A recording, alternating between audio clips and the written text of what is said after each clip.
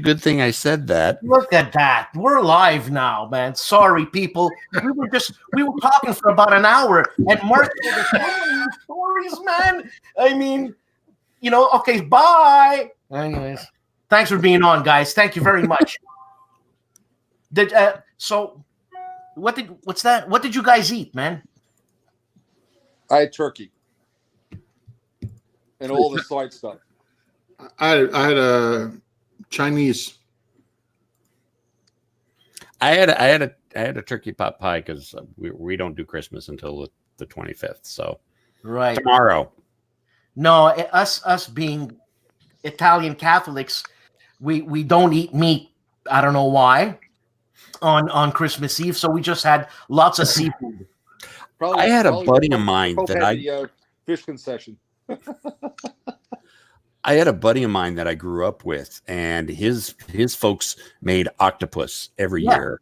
Yeah, and he hated it. He wanted turkey for Thanksgiving or for Christmas, but he never got it. So when my mom was alive, she was religious, obviously, and Christmas Eve she made 12 different dishes of fish and seafood. Wow. For the 12 apostles, huh? Nice. And she would count 1, 2, 3, 4, 5 till she got to 12. And then she said, okay, people, let's eat. We had octopus, cod, squid soup, man. Have any of you guys ever had squid soup? I have to say, I'm not a big fan of those kind of mollusks, but okay. Hey, it's really good. David, I'm going to make it for you one day. What is it? Squid soup. Well, I've had that. That's real. I like that. There you go. Let's see. I'm new at this, guy, so I'm supposed to read the chat and say something like, Nathaniel Robinson, you're on. Good. AJ Toynbee, he's eating all the appetizers. We got Von Deacon. Von Deacon, hold on a second. Didn't you just win something? And we got Rough Swordsman. Rough Swordsman school. He's English, it's okay, but he's cool, And we got Tim Korchnoi. Okay, so Mark. Yes. You're the big honcho here, man. Tell us something. I mean, give us a Christmas story, man. Christmas story. I'll tell you an old SPI story. So go ahead. So one of the big things at SPI was you had vacation days like every company, right? But SPI was not the normal place. So in other words, we didn't get off Christmas. We got off December 16th. We got it as a holiday, but we could take it later. Do you know what December 16th is? No. The beginning of the Battle of the Bulge. We got the Battle of the Bulge off. We didn't get off Christmas. Only Duncan can come up with a line like that. And then, of course, you didn't take off the 16th. You took off on the 25th. But all the holidays, all the normal holidays, like anything, the holiday in October, we got off St. Crispin's Day, and we got off all these weird battles. But we didn't get off actual normal holidays. But you could take the holidays anytime you wanted to. So that was SPI. That's my Christmas story. I don't have a Christmas story. I'm sorry. Yeah, I know. I'm actually being Italian when doing the Sunday thing all the time. My mom was the focal center of the whole family, right?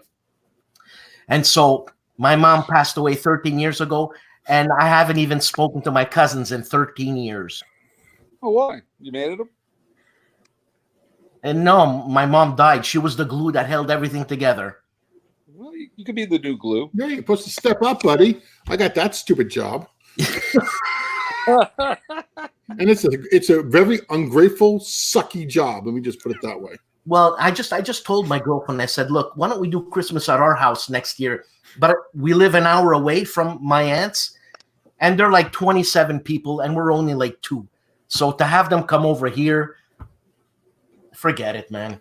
Plus, it's too expensive. I can't afford it. I hear that.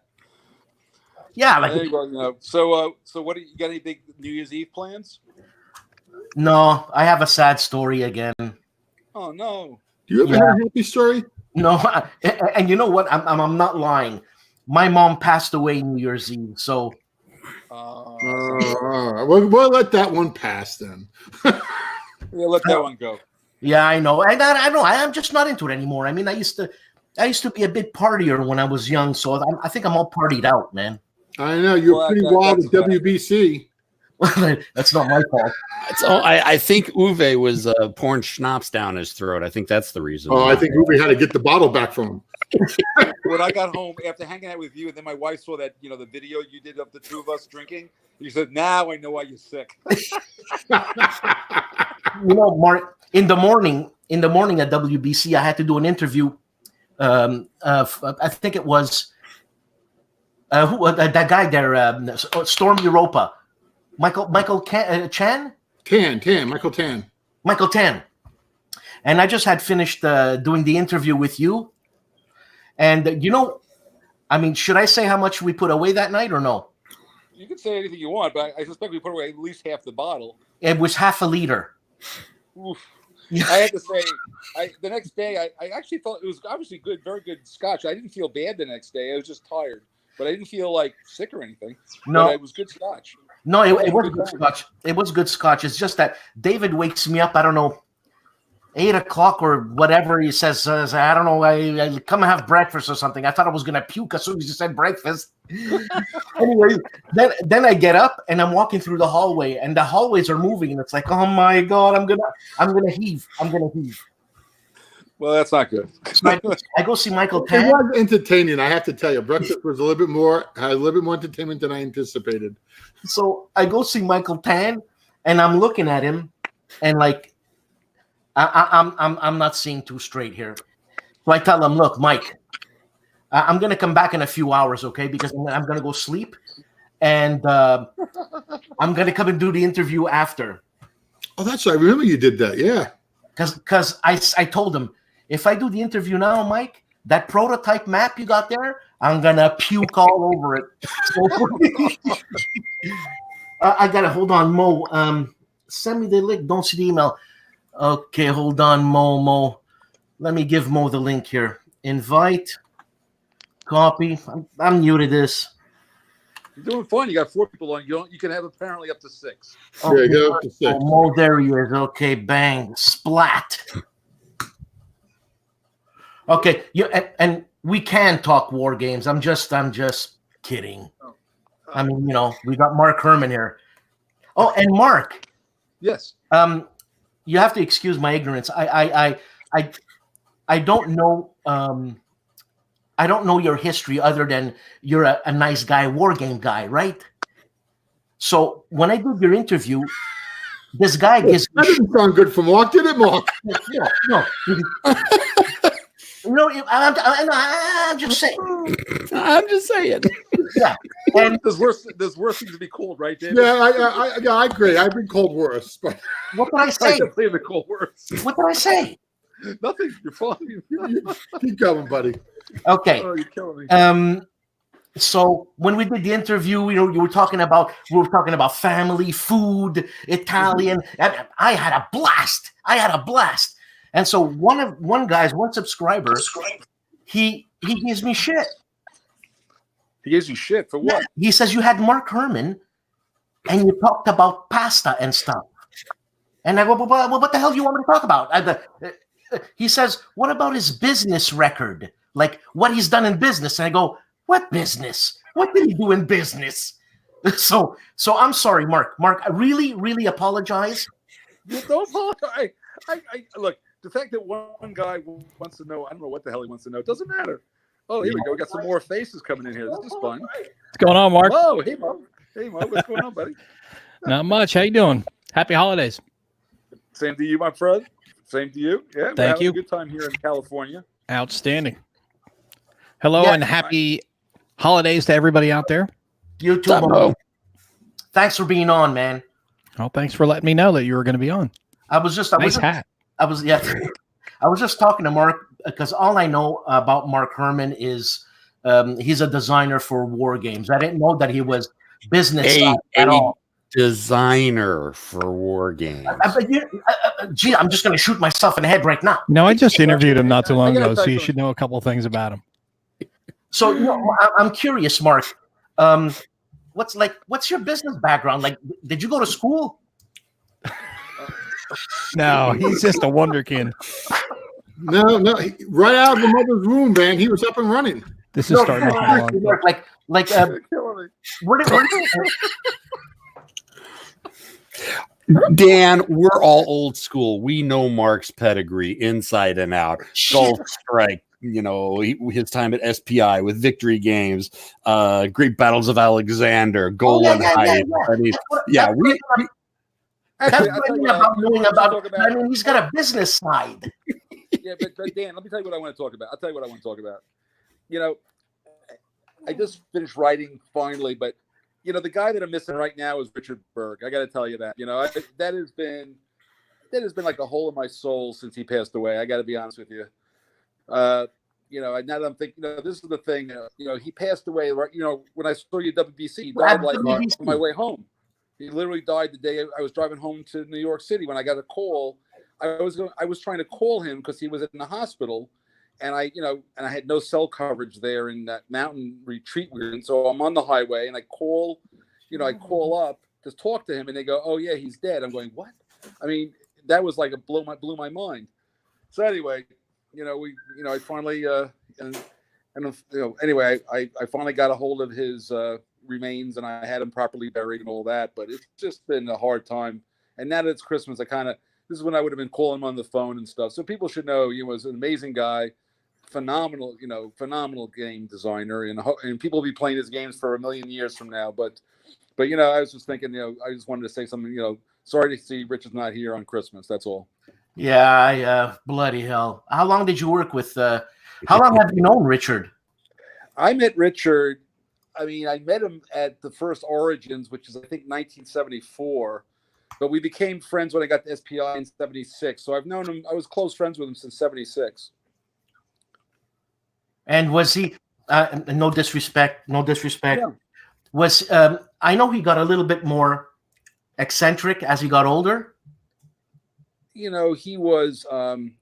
That's when I discovered that he had. It's funny when he was with me, he was able to. You have to know, Richard had like an eidetic memory. He actually, really total recall kind of guy, and so when I was, sometimes when I was talking to him. Oh, hey, 1 second. Hey, Carol. Say hi to everybody. Say hi. Is that Carol? I'm on.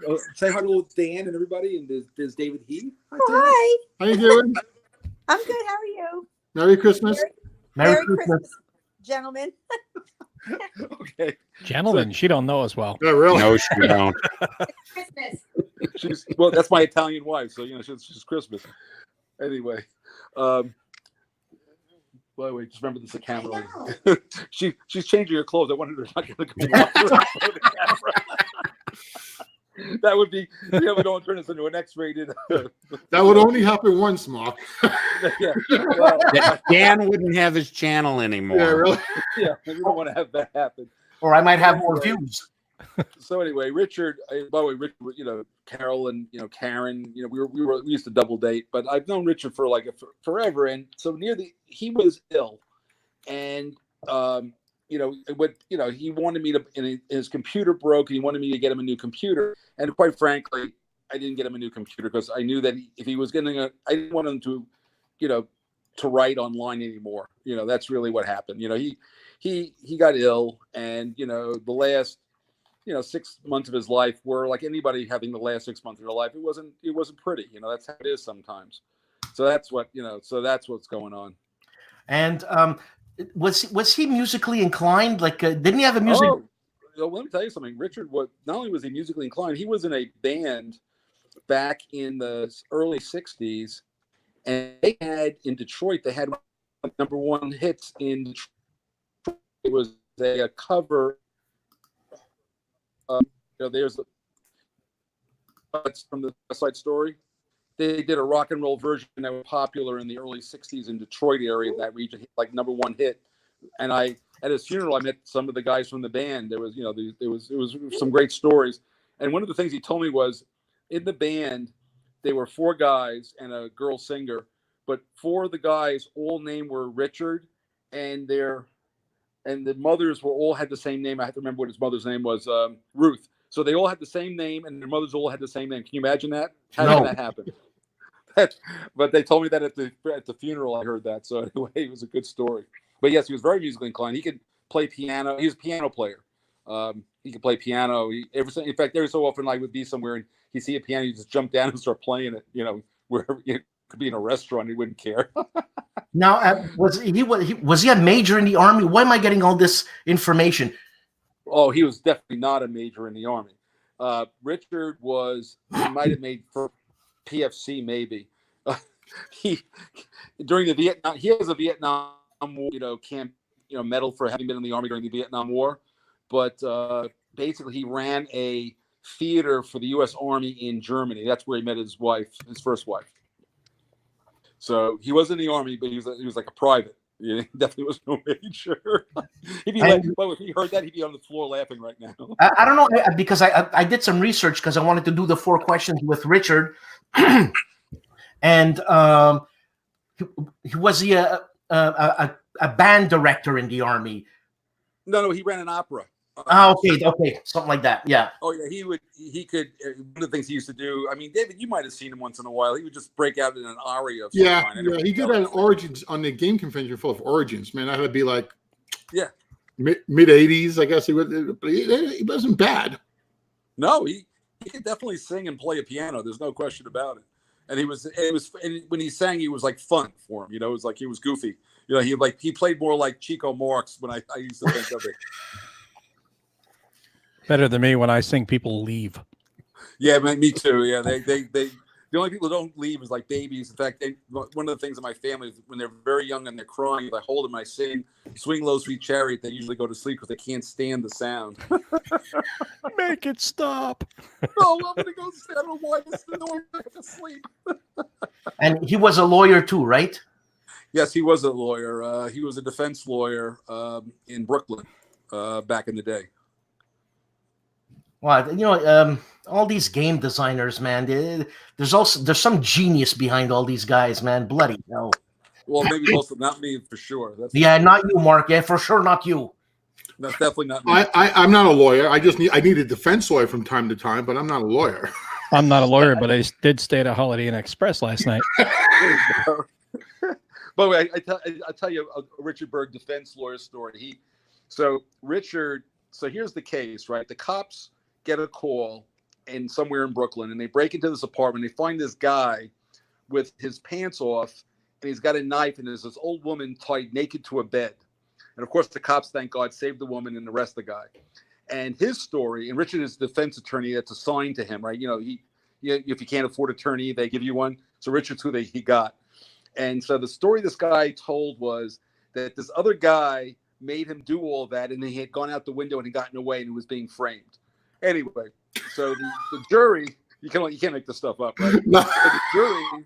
So at the end of the trial, the jury finds the guy guilty. So the guy turns to Richard and he goes, "What are we going to do?" And Richard goes, "What are we going to do?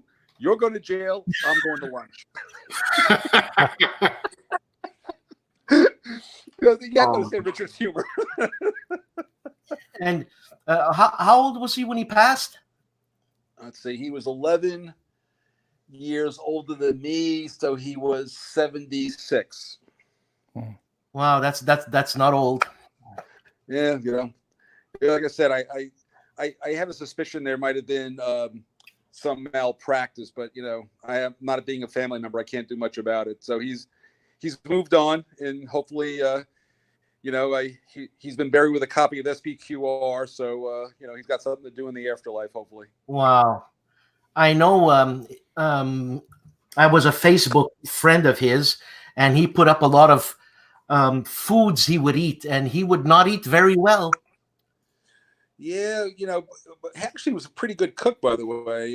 But at the end of his life, like I said, when you get older and things aren't like working right, he had, like I said, it was a difficult time for him.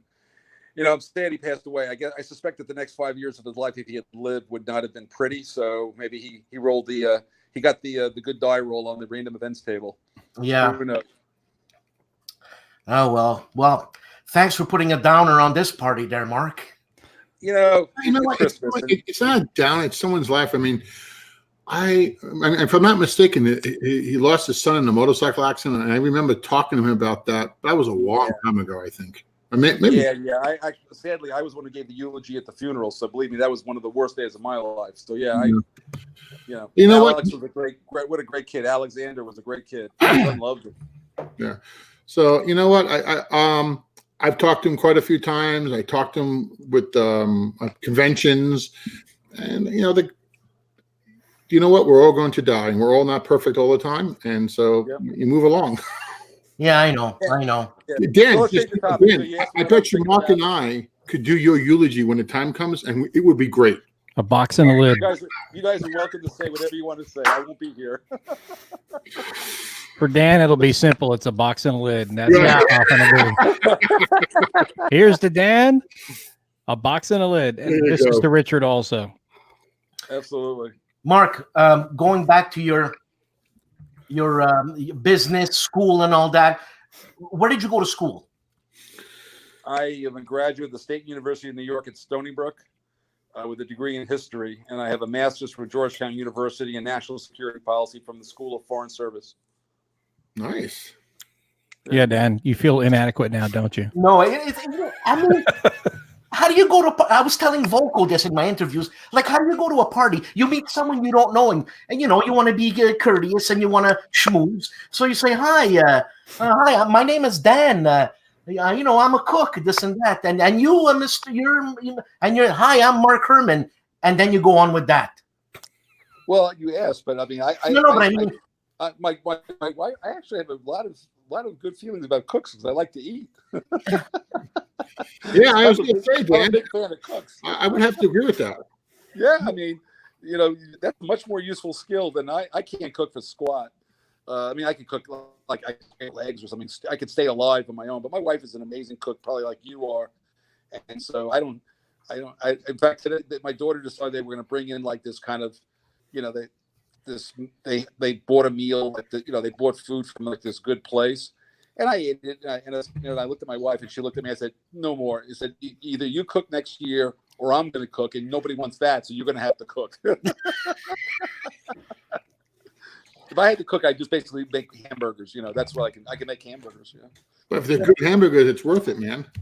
And I can make hot dogs too, but they're already pre-cooked anyway. If your wife is Italian, it's oh yeah, innate. The woman can make anything. It's amazing. Yeah, my wife's Italian. She can cook. She can cook quite well. And I met your wife. She's a lovely lady. I'm sure she's an amazing cook. Yeah, don't tell her otherwise, because she'll take you down. Yeah, I the last thing I want to do is tangle with an Italian girl. I know better than that. But she's not just an Italian. I tell my friends that she brings handcuffs. It's not for that reason. Oh. No, the lady's a cop, and she's an investigator now. She did 20 years on the NYPD. I've chased car crooks. Has got into scuffles in the projects. She's done quite a bit. So I try not to piss her off. Yeah, I think I'd go with that one, Dave, because I've seen her and I've seen you. She'd kill you. Oh, smart course of action. Times. That's all I'm going to say. It's like we're having a gunfight, and all you guys have guns, and I come with a knife. It's not pretty. Not pretty. Now, with my wife, I'm French. I just throw up my arms. And Mark, going back to hi, my name is Dan. My name is Mark, and I'm an astronaut. The same thing. No, space cadet, maybe, but not an astronaut. Because when I did before questions with Volko, I did the same thing. I go, Volko, how is it like when you introduce yourself? Hi, sir. What do you do? Just for shits and giggles. Oh, I teach manhunting at the CIA. And I said, how is that normal? Like, what, you teach manhunting? Well, up in that area would be fairly normal. What area? DC. Washington. Oh, really? Yeah. Hey, don't you know the conversation we had about Americans and Canadians, and Maurice and I set you straight? It didn't take. No, it did not at all. Yeah. We need to have the remedial class on that one. Yeah, no, I remember. So he knows these things. So he knows how to manhunt. I mean, the guy's such a sweet-looking guy, like you, Mark. You're a sweet-looking guy, but you're probably a killer. I don't think of myself as a killer. No, I do not. Killers usually say that, right, Dan? That's what you're going to say next. That's right. Put you at your ease before I take you out. That's what is it? Richard Kuklinski, the Iceman, used to do that, or just blow you away? I don't know. yeah. Whatever. So, gentlemen, Actually, I'll tell you here we some are. hobby news. So as we speak, C3I33 is on the presses. I might see a copy before New Year's, so it's that's good news. That's already well and trained. Roger's got things well in hand as usual. So there's a scenario you got in there for Gettysburg, no? Waterloo. No, what I've got in there Waterloo, is a new game, sorry. Battle of Waterloo. Right. Just excuse me. No, that's okay. Waterloo's coming out. It's going to be fun. I'm really looking forward to seeing this one out there. It's a nice big map, I'll tell you that. Yeah, Charlie Kibler, did a phenomenal job.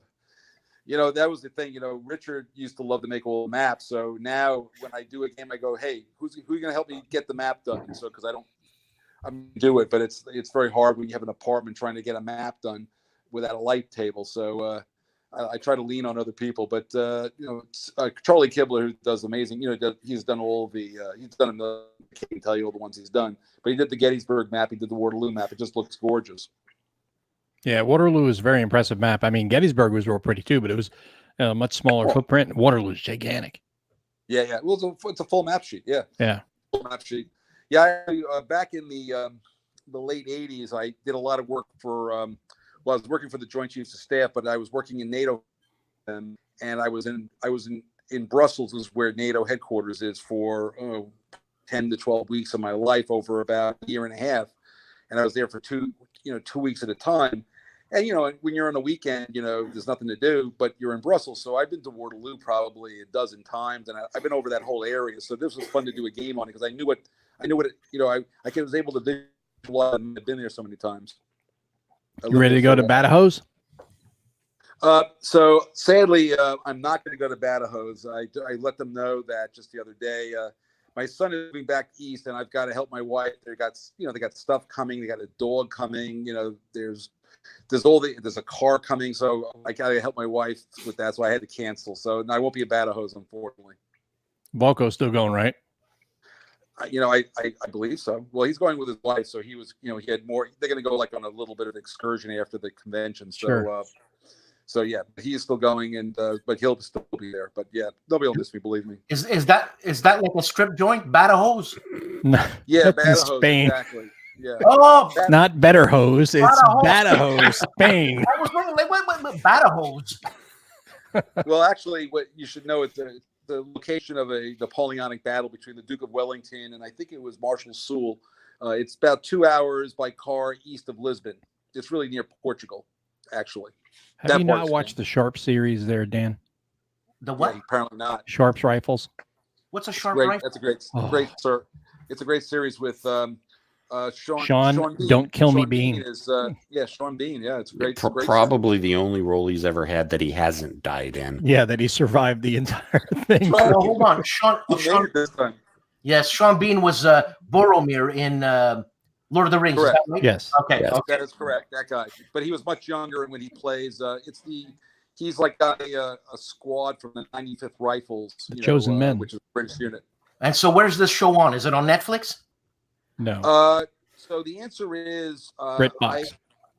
Yes, you can get it online. I don't know that it's on Netflix, but it's called Sharp, but it's with an E, like SHARPE Rifles. No, Sharp's Rifles. Never heard of it, man. It's a complete. The complete season goes from like Spain and it ends up the last. That's the finale. That's like 17 movies, I think, total in all. Yeah, that sounds right. It's like it ends. It has a defined end. Yeah, and it started off as a novel series originally, and then they adapted it. I think it was in the mid '90s they started recording. So it's been a while since the series has been over. But you can find clips on YouTube all over the place for it. I wish they had done the same with the Hornblower series. They had started that, but then they kind of it died off. But I think it was too expensive production wise for AMC to do it. But it would have been great to see them go through the whole entire Hornblower series because I thought Ewan Griffith did a great job in it. Yeah, I read all of those once long ago. The Master and Commander series was like that was too. it was very much more into like the technicality of sailing. It was a lot more detail, but I thought the Hornblower series was a better set of stories in my mind. I read all those a while back. They were good. And Yeah, by the way, those are great, that movie with that Gregory Peck movie is really quite good, actually. Which one? The Hornblower movie. The Hornblower one? Yeah. I haven't seen that.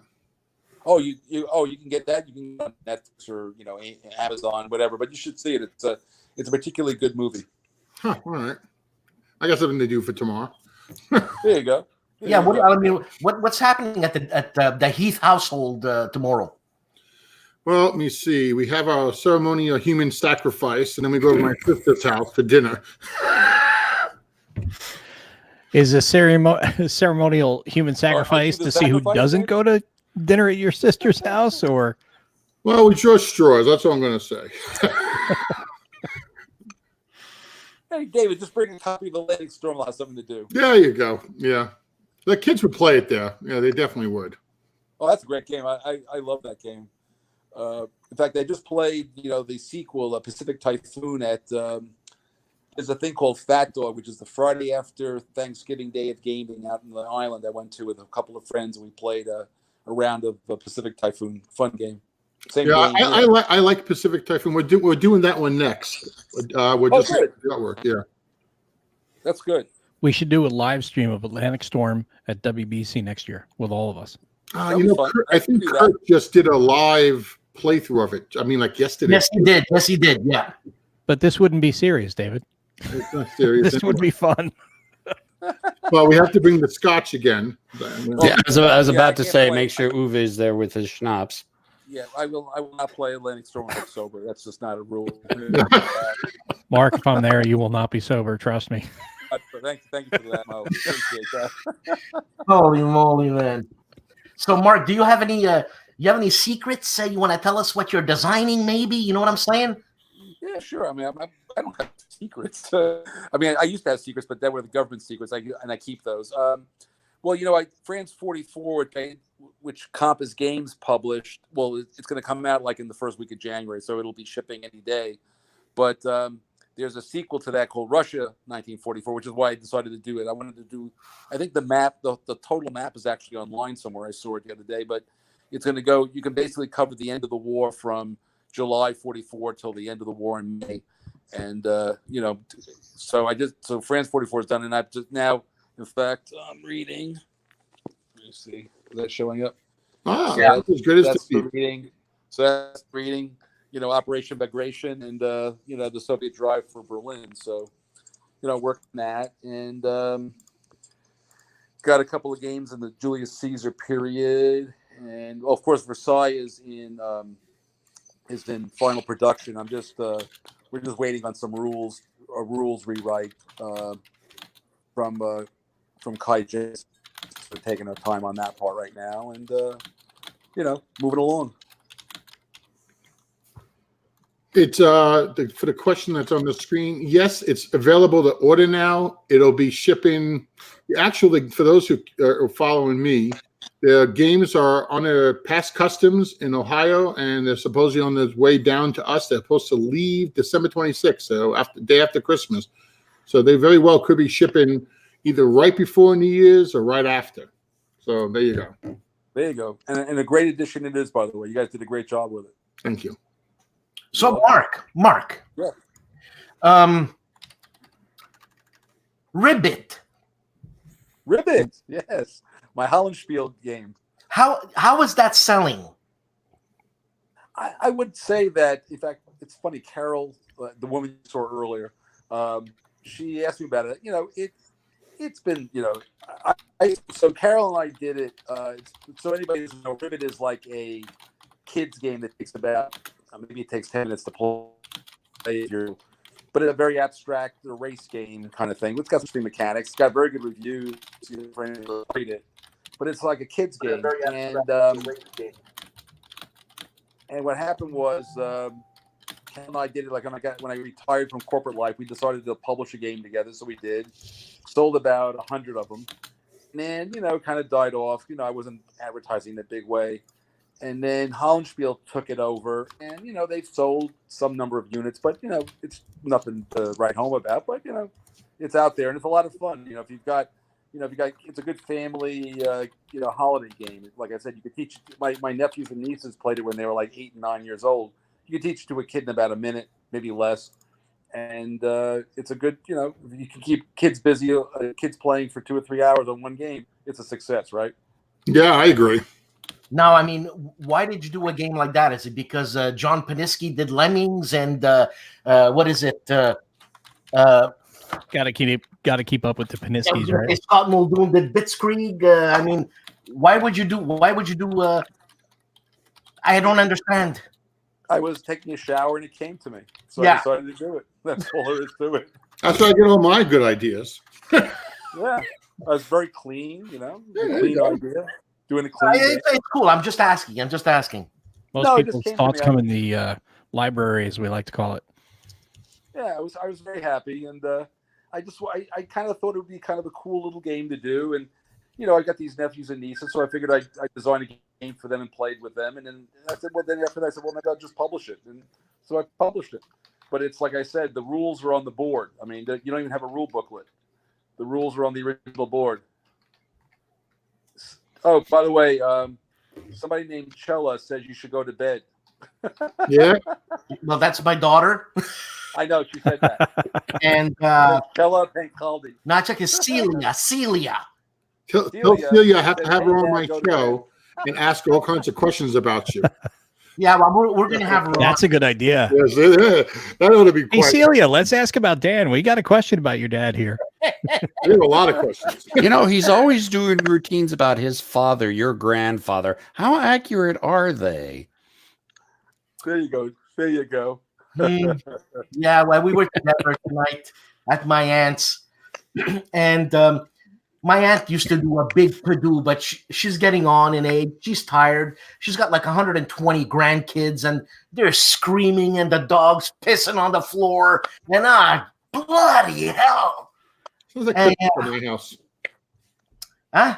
Sounds like Christmas at my house. Yeah. We have this little Yorkie. He's kind of old now. I call him Crap and Piss because that's all he does.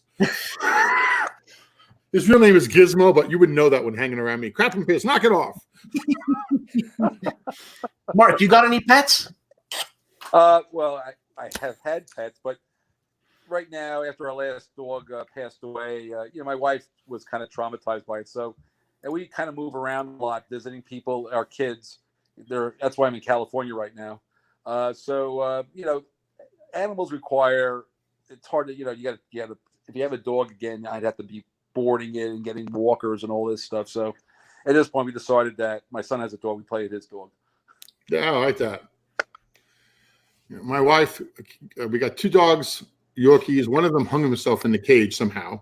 Got his collar report. Really? Yeah, that was about 2 years ago.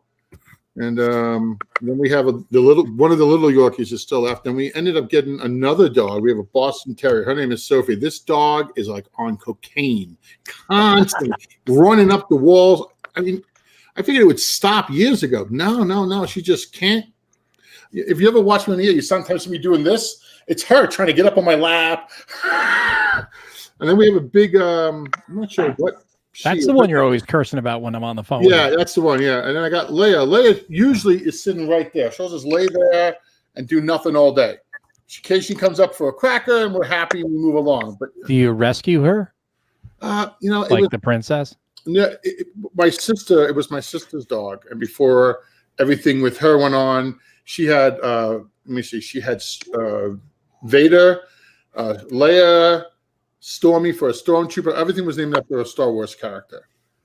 And Nice. she lived here with me for a while before she moved to her home. And anyway, Leia became attached to me. She doesn't even, we go over there to visit.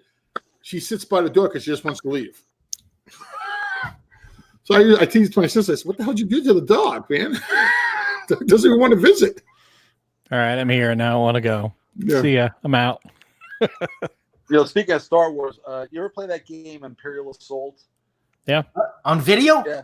I saw you just played that recently, Mark. Yeah, the board game. Yeah. But I can't figure out how the Imperial. I mean, it seems like the Rebels should always win, but which I think is okay. I think the game is designed for like a parent to be the Imperials and the kids. Like, I used to play this game with my kids called Hero Quest. It's out of print for many years, but it's that kind of dungeon crawl game. It reminds me of that, where like one person has like the book with all the information, and the other person's like doing their thing. But I don't see how the Imperials win. But it's been fun playing it. I played a bunch of it and got through most of the campaign. And I said, okay. Then I went back to playing Friends 44. So I needed some tanks to roll after a while. I think that's the type of game that you play for the story, for the story experience. Really. Exactly. That's what I think. Yeah. But that's why I think it's more of a parent with a younger kid kind of thing than it's two adults trying to play competitively. Sure. I mean, you can play. They have a skirmish mode where you can play competitively, but it really is better for somebody who likes to be like a DM, the Overlord sort of player that can run the Imperials and everybody else runs the Rebels and has fun, beating up on the Imperials. I think you've got it exactly right, Mo. You got it exactly right. Well, listen, I'm going to go back upstairs. I keep getting text messages saying, "Hey, we're opening presents. Where are you?" So I think don't lose the loot, buddy. That's why you're there. That's right. Mark, thanks for being on, man. Thank you very much. Hey, Merry Christmas, Mark. Your family. Merry Christmas, everybody. It was a pleasure. Merry Christmas. Thank you, guys. Take care. Great to see you again, Mark. Who was that guy? I don't know. You kept asking him questions. I don't know. I felt sorry for him. I asked him on. Let's imitate Dan. He was a game designer. There we go. We're giving you grief, Dan, because you haven't grown up in the hobby with him. So, and there's nothing wrong with that. There's nothing wrong with new blood coming in. It's just grown up, period. Well, yeah, there is that. It's just, Mark Herman is known as the Great One. No, so. Best part about Mark, though, seriously, is just ask him a question, sit back. Yeah. He'll just tell a story. Yeah. I wanted to. The best thing I did, the only thing in high school that I got besides a wife, job, was doing that internship at Victory Games. He really showed me how to do things. It was really a great experience. It's probably the best experience I walked away with from high school. Now, David, was he the same type of character when he was younger as he is now? I would say, yeah. I mean, he might be a little bit. No, I would say he's pretty much 100% the same. I was 18, I guess, when we did that, and he really kind of took me into my shoulder. I remember him taking us to the library, taking us to talk. I remember the greatest thing was because I was doing an internship at the school, I had to be at one meeting on time. Okay. And I was so paranoid about being on time, I overslept. I was supposed to be in Manhattan at 10 a.m. and I'm about at least an hour away from Manhattan where I lived at my parents' house. I woke up, I panicked, raced to the bus, got there. I mean, I was word upset was not the word. I was more than upset because I missed the meeting. I knew I was in trouble, and he just kind of took me aside, calmed me down. He really did. He really calmed me down.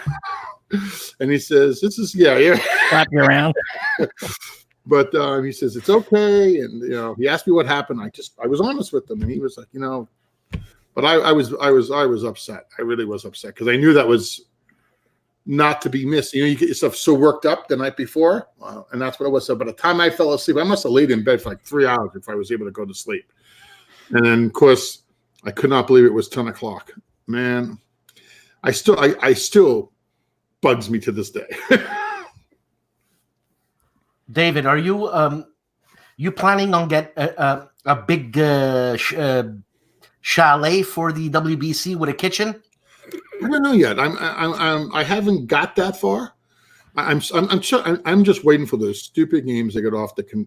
Not even in 2020 yet. He's already asking about WBC. Jeez, Dan, relax. You got to buy the rooms in January if you're going to start training for the arm wrestling championship before you start worrying about rooms. Come on, look at these pipes, man. Come on. Like I said, all I'm going to say is I'm glad Darren's stepping up this year. That's all I'm going to say. He's going to second for Dan, huh? Well, no, Darren and Grant challenged each other last year live on the air. That should be fun. Yeah, but that I think they're going to be pretty relatively evenly matched. I'm not going to say 100%.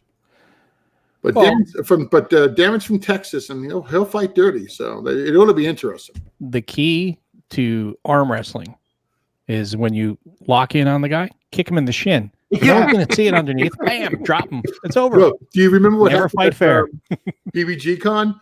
We had Noah, my nephew, and this girl comes up, and I don't remember how it started, but anyway, they get into an arm wrestling match, and Noah's trying to hold the table. I said, dude, that's cheating. This girl took him down, almost took the whole table down. Yeah. And we have it live too. We broadcasted it live, but I was like, you're ruining your family's name, man. What the hell are you doing? Yeah, that one will echo through eternity, as they say in Gladiator. Oh yeah, I hope he runs for office because I'm using that. Oh, man. That's rough. Talking about WBC, I had such a blast. It's the only con I've ever been to. But I had such a blast. And we really did drink half a liter of scotch. God. And what's wrong with that? Well, it was bad the next morning. Oh, it was bad. It's only bad when the check liver light comes on. Other than that, it's fine. What's a liver? Exactly. Yeah. So you're past that. You don't have to worry about the check liver light coming on. I got a bag. Wow. Oh, I think Dan's happy to see us. Where did you get that hat? I don't know, but it's driving me crazy, man. Then take it off. Oh, it's Christmas. So what's new on the show, Dan? What do you got coming in the upcoming weeks? Anything new? Any new additions?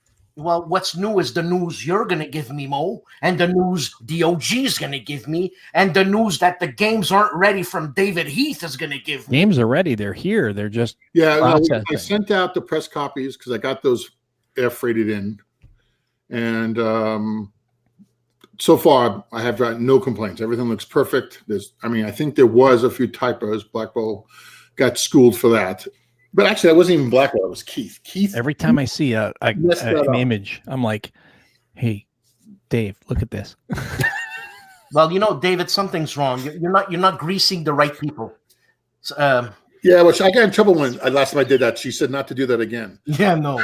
Went on a list. Yeah, I got on a list. I got reported every 90 days. Yeah, that didn't work well, buddy. Got to register everywhere he goes. Jeez. If it's a port, there's got to be a couple of Irishmen and Italians there you can talk to. What we did was in order to get it past customs, because of all the stupid trade war fear, it must have sat on the dock or in a warehouse to get on a ship. Got to be close to 3 weeks before it actually got on a ship.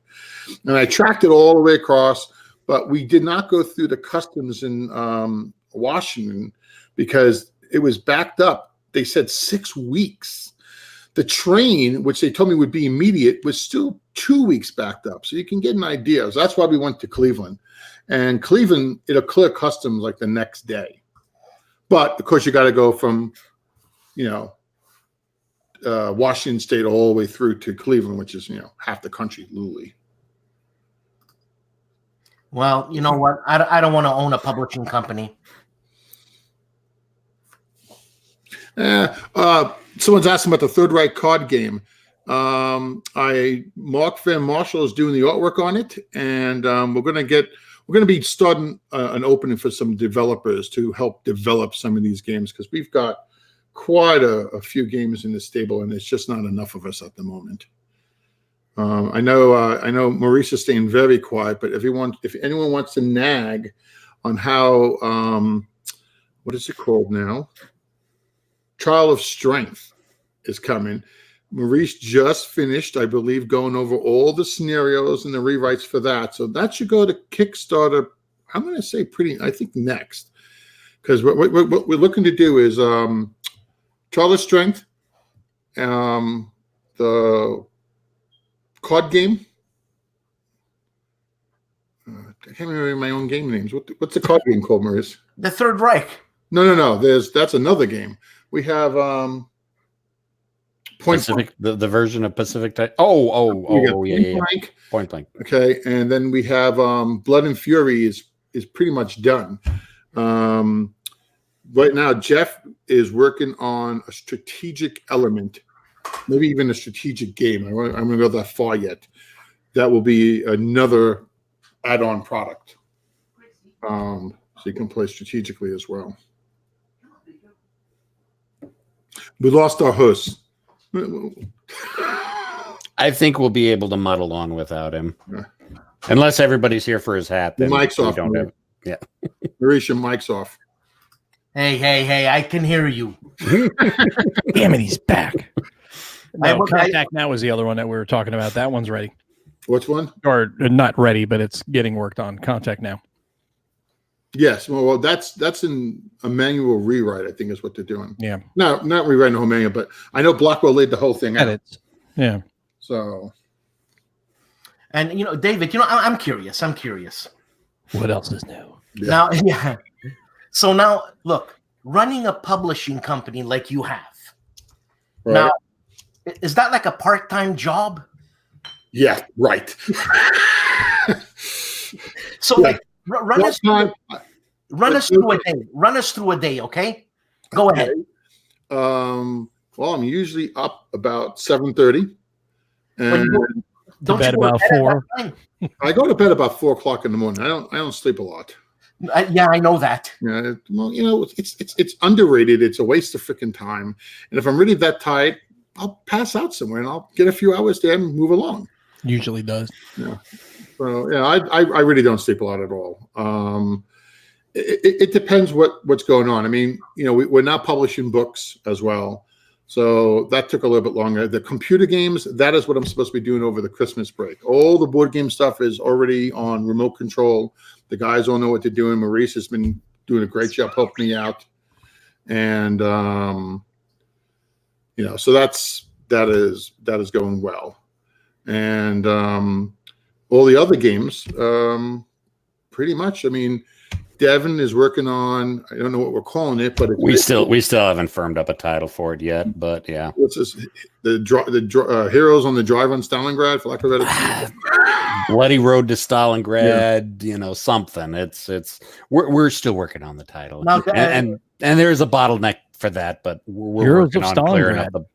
Well, it's not in Stalingrad. It's Case Blue. It's the road. It's the operation that led to Stalin. No, the Stalingrad project is something else itself. Now, David. That's a little project. Yeah.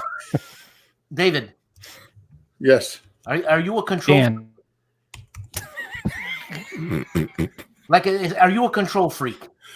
I would say it depends on the freak I'm trying to control. Yeah. Okay. Wait, we were talking about the handcuffs earlier, right? Well, yeah. Well, that's more my wife's thing, but yeah, no, I'm not a control freak. I mean, like Mark Van Marshall, I don't even think I talk to him once a month, and he knows what he's doing. Like Brad Smith, I mean, there was no reason to be a control freak. He really just ran with the ball. Then Keith and I would read the stuff, and then we would say, hey, this doesn't kind of make sense, or maybe this should go first. You know what? He took all the information, he made his own decision, and boom. And then Hans just edits. I mean, we give him the stuff, and bam, he just does all the editing and makes life very, very. Hans Gruber, by any chance? It is Christmas. No, not that one. No, I would say a lot of them are good. It depends on what's going on. The thing I found, like, we know that ammo crate we just did with the counter trays in the box. We were supposed to do it 2 years earlier, and I did not believe that the guys who were supposed to do it could relay the information accurate enough. Okay, and if I don't feel comfortable, I won't do it. It's just that simple. So until he's talked into it. It took 2 years to do counter trays.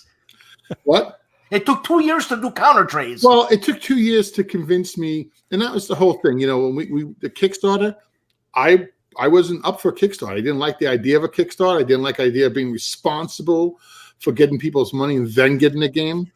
And that's why all those Lock and Load tactical games before, and we did 27 games. We didn't Kickstarter one of them. This one we Kickstarted because I told the guys that if they give me everything up front, we'll Kickstarter it.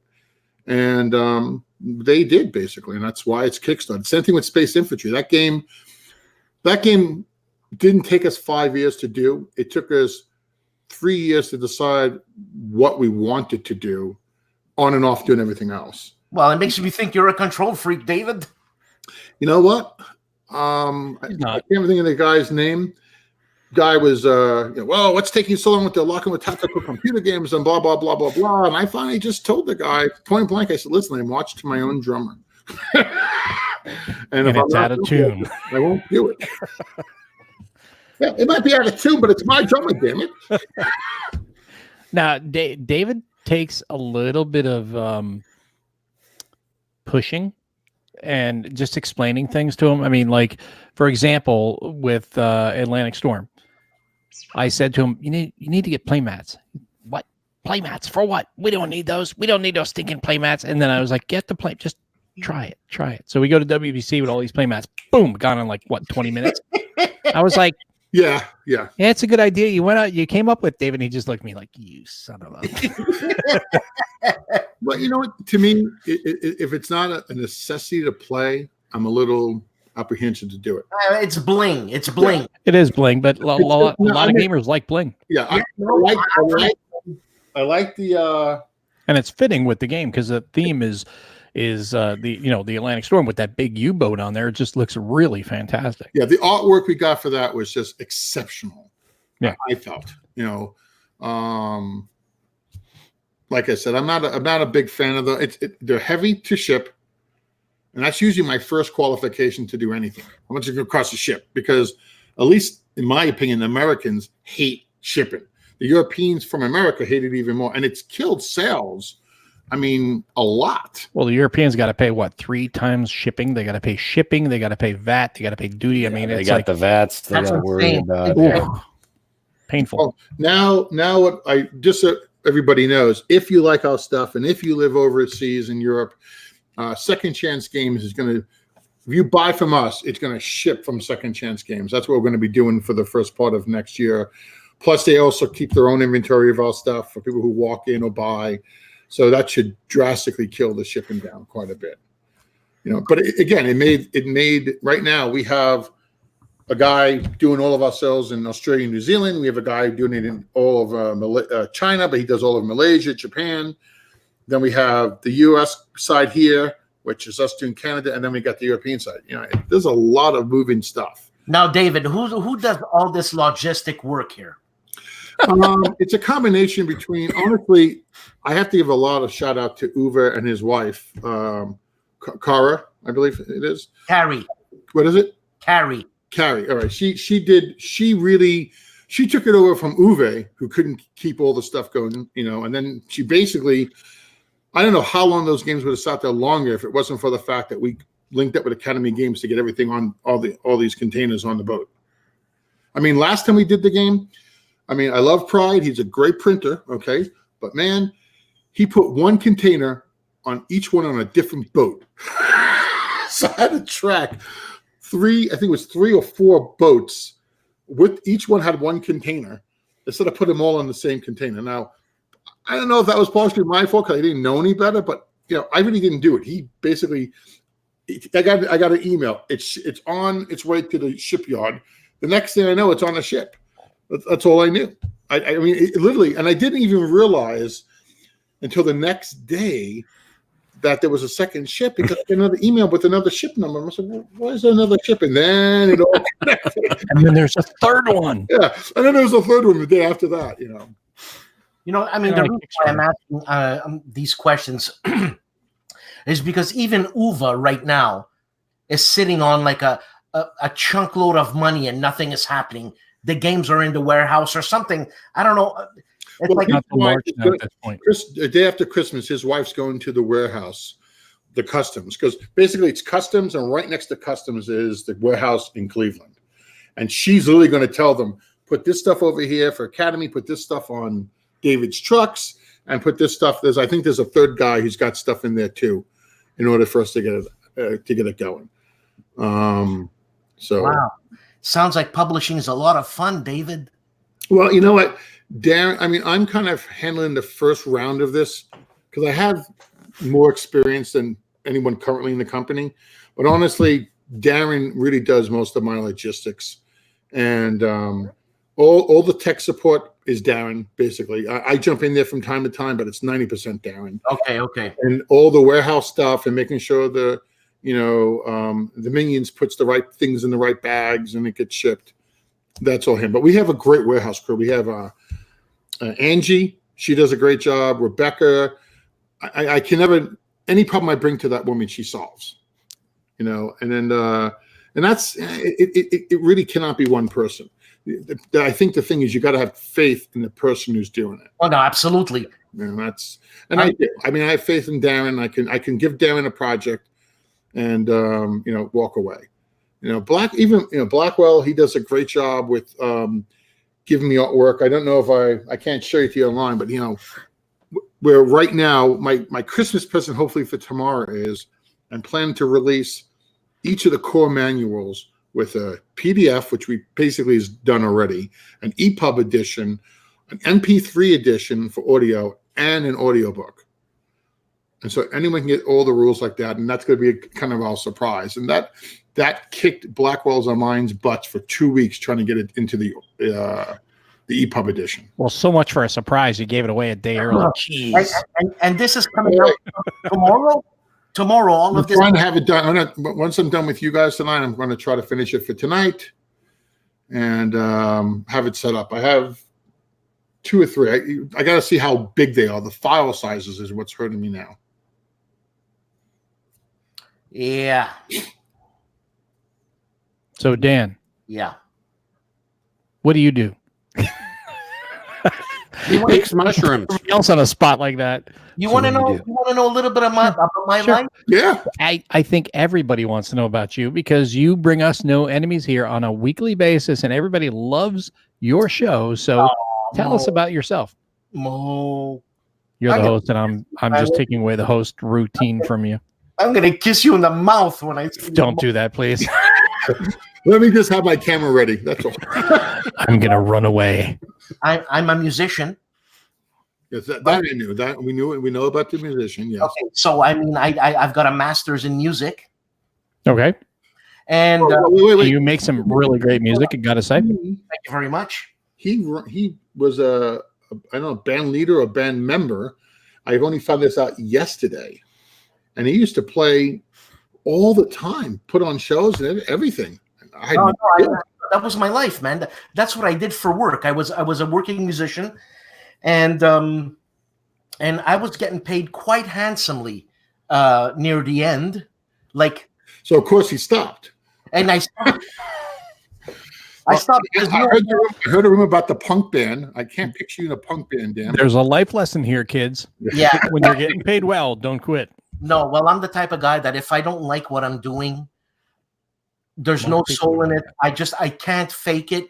Fake it till you make it. I can't do it. I can't do it. I'd say whatever. I was going to go into a rant, but anyways. But one of my things in music is I was the first person in North America, kiddies, to get a master's degree in my instrument. Really? What is really? I did not know they had a master's in the jaw harp. I knew that was coming. It's the xylophone, isn't it, Dan? The xylophone. There you go. What's wrong with a jaw harp? Nothing. I was just making fun of you. But hey, continue.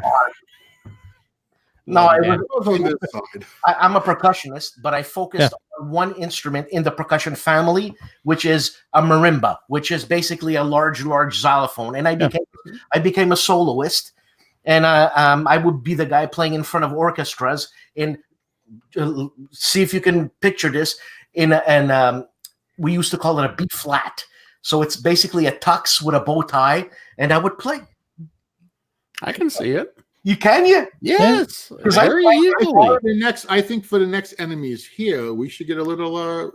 See you play a little routine. Got to get some video of that. The after show has got to have some of your picture. It didn't happen. I swear, it's not on video. It didn't happen. I'm totally with Maurice with that one. I remember doing my last concert, and I'm playing solo and I'm doing a master class before. I'm playing solo, and I just thought, man, yeah, you see, David, you just yawned. That's exactly what I thought when I was playing. No, I yawn because it's 10 o'clock and I've been up since 5 something. So I said to the crowd, I said, this is my last concert. I'm not playing anymore again. Oh, is that what you heard from the crowd?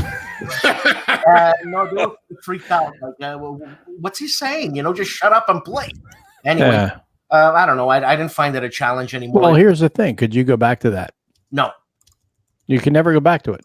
Well, yeah. I mean, I could go back to it, but I don't want to go back to it. I just want to make you move your head so that hat goes up and down behind you. No, and now I'm focusing on another challenge, and it's composition and orchestration. I really enjoy that. It's a challenge, and it keeps me going, man. It makes me think a little bit. Being a performer at one point, I know this is going to sound like I'm a pompous ass, but it didn't pose a challenge to me anymore. The hat.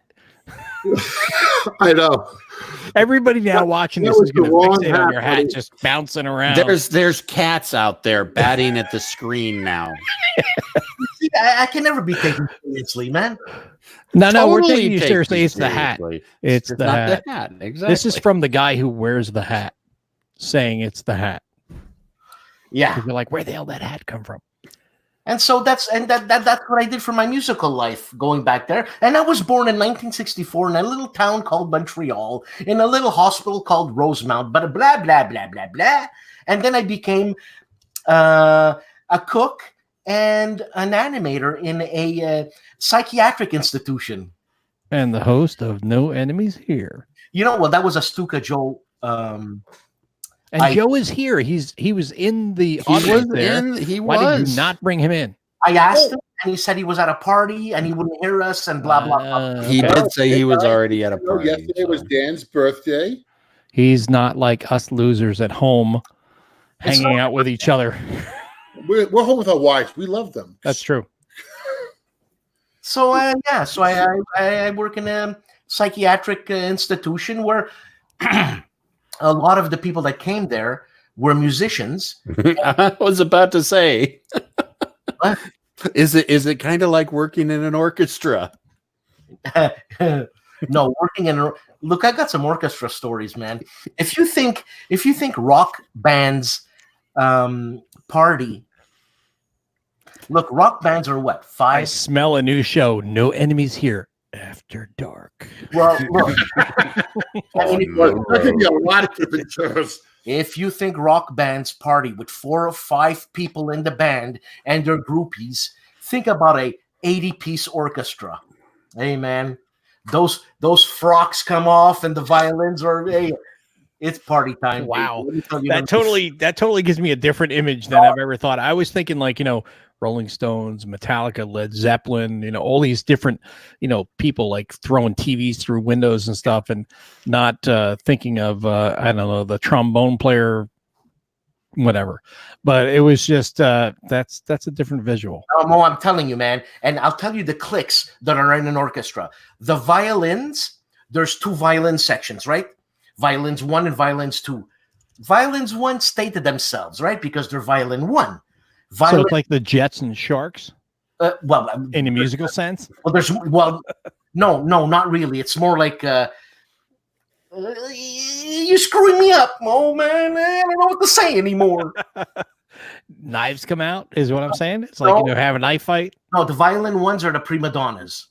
Okay. Violin 2s want to be with the violin 1s, but the violin 1s don't want them. So where are they? Nobody wants them. So they're all alone, okay? The trombone guys and the trumpets, the brass, are with the percussionists because these guys don't want to party. And who are the war gamers in all of this? What? Who are the war gamers on all this? Bringing it back to the war game topic. Who are the war gamers in all of this, would you say? Out of all of these clicks, which one would you say would be more apt to be a war gamer? Trombone percussionists. Really? Oh, you kidding me, Just man? because of your personal bias, or because the violin 1s are divas and the violin 2s are nobodies?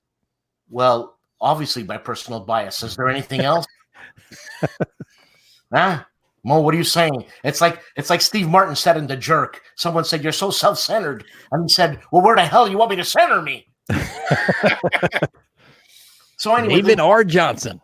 So let me go on with the orchestra thing. So the percussionists and the brass, they want to be together, right? And it's party time and it's loud, man, because percussion brass is loud. But we want a little bit of delicacy. We want a little bit of frou-frou, right? So we invite the flute players. And most of the flute players either are effeminate people or feminine people. So they're all nice and they want to hang around with the brass, and everybody ends up in bed anyways with a flute player anyways, right? And then it leaves the double bass players with the cellos. They supply the beer.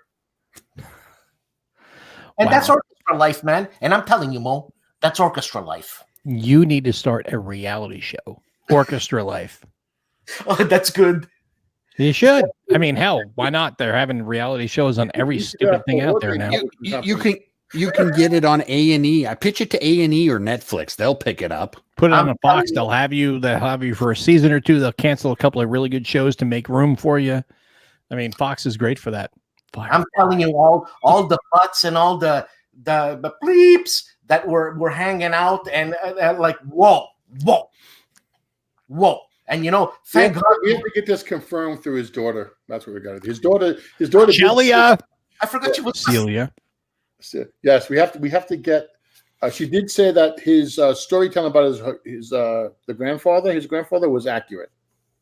Celia will forever be known as Celia now. That's just the way it is. And anyways, Poor Celia. Thank God I was 16 in an orchestra because, man, I know something.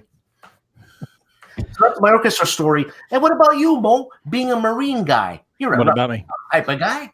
What about me? But I mean, you're not the Navy guy, right? The Navy guy is Devin. Devin's the Navy. Oh, so don't you guys hate each other? No, we're a department of the Navy, the men's department.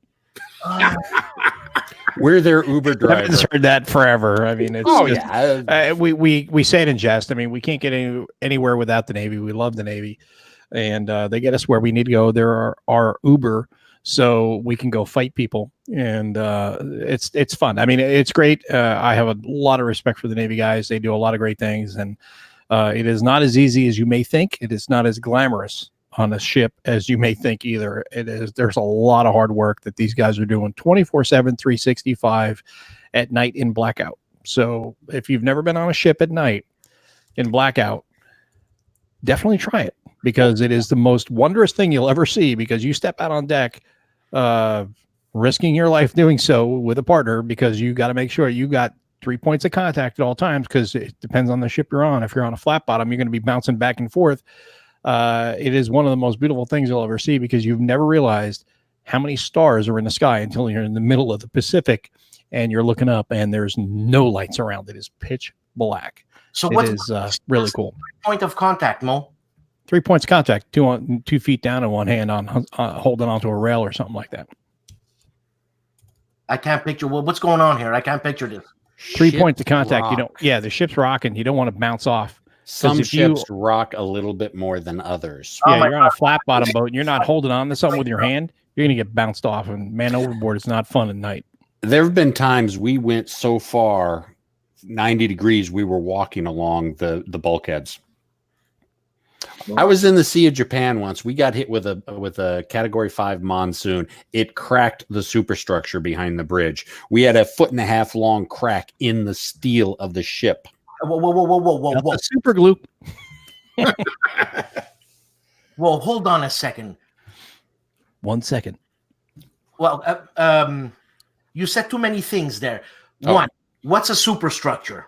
Superstructure is the part of the ship that's above the water.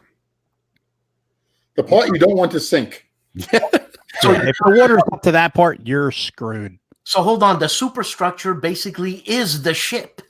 Well, you have the superstructure, and then you've got the hull, which is what the ship, which I might remind you is steel and floats. You have the hull, and then above that you have the superstructure. That's Okay. where all the stuff you see on TV where guys are going around and yelling to each other and the CIC and all that other stuff. And, The bring me 10 bridge, degrees this way and so on and so forth. That's the superstructure. the guns, the So missile Devin- systems. So, Devin, this Category 5 monsoon, Hmm.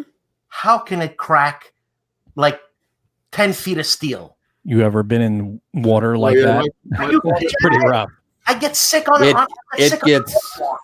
It's gotten so bad. During that particular one is one of the few times when we've had green water coming over the bridge, which means we were diving into the waves and we were literally practically underwater. Now, a lot of times you'll get sea spray and you'll get white water over the bow. We had green water, which is we were going under the waves, Okay, hold and on. we'd bounce back up again. And Devin, yes, sir. you're saying too many things I don't understand here. I'm One thing- sorry. I'm Boats trying go to- on the water. No, wait. They're supposed to stay above the water. What's green about the water at that time? What are you hitting, algae or something? It's just the color of the water when it gets all stirred up. When you're in a storm, the water changes from a blue to a green. Oh. And so when we say green water, you have a wave, and at the tops of the waves, we call them white caps or white water. Right. And you have that spray that comes over a lot of times. These waves are so big that we're getting Drenched. we're diving below those white caps into the wave itself, and the waves are so big that the waves are engulfing over the bridge. Basically, you're like that scene in U-Boat where the guy's going alarm and you're diving. You don't want to do that in a surface vessel. You want to do that in a subsurface vessel in World War II, but you don't want to do that in a sub or in a surface vessel in modern times. Now, Generally bad. Devin, what kind of ship was this? This was a Perry class frigate. It was one of the smaller ones. It was 410 feet long and 26 feet wide. Crew What- complement of 180. What's the population on that? 180 chiefs or enlisted and officers.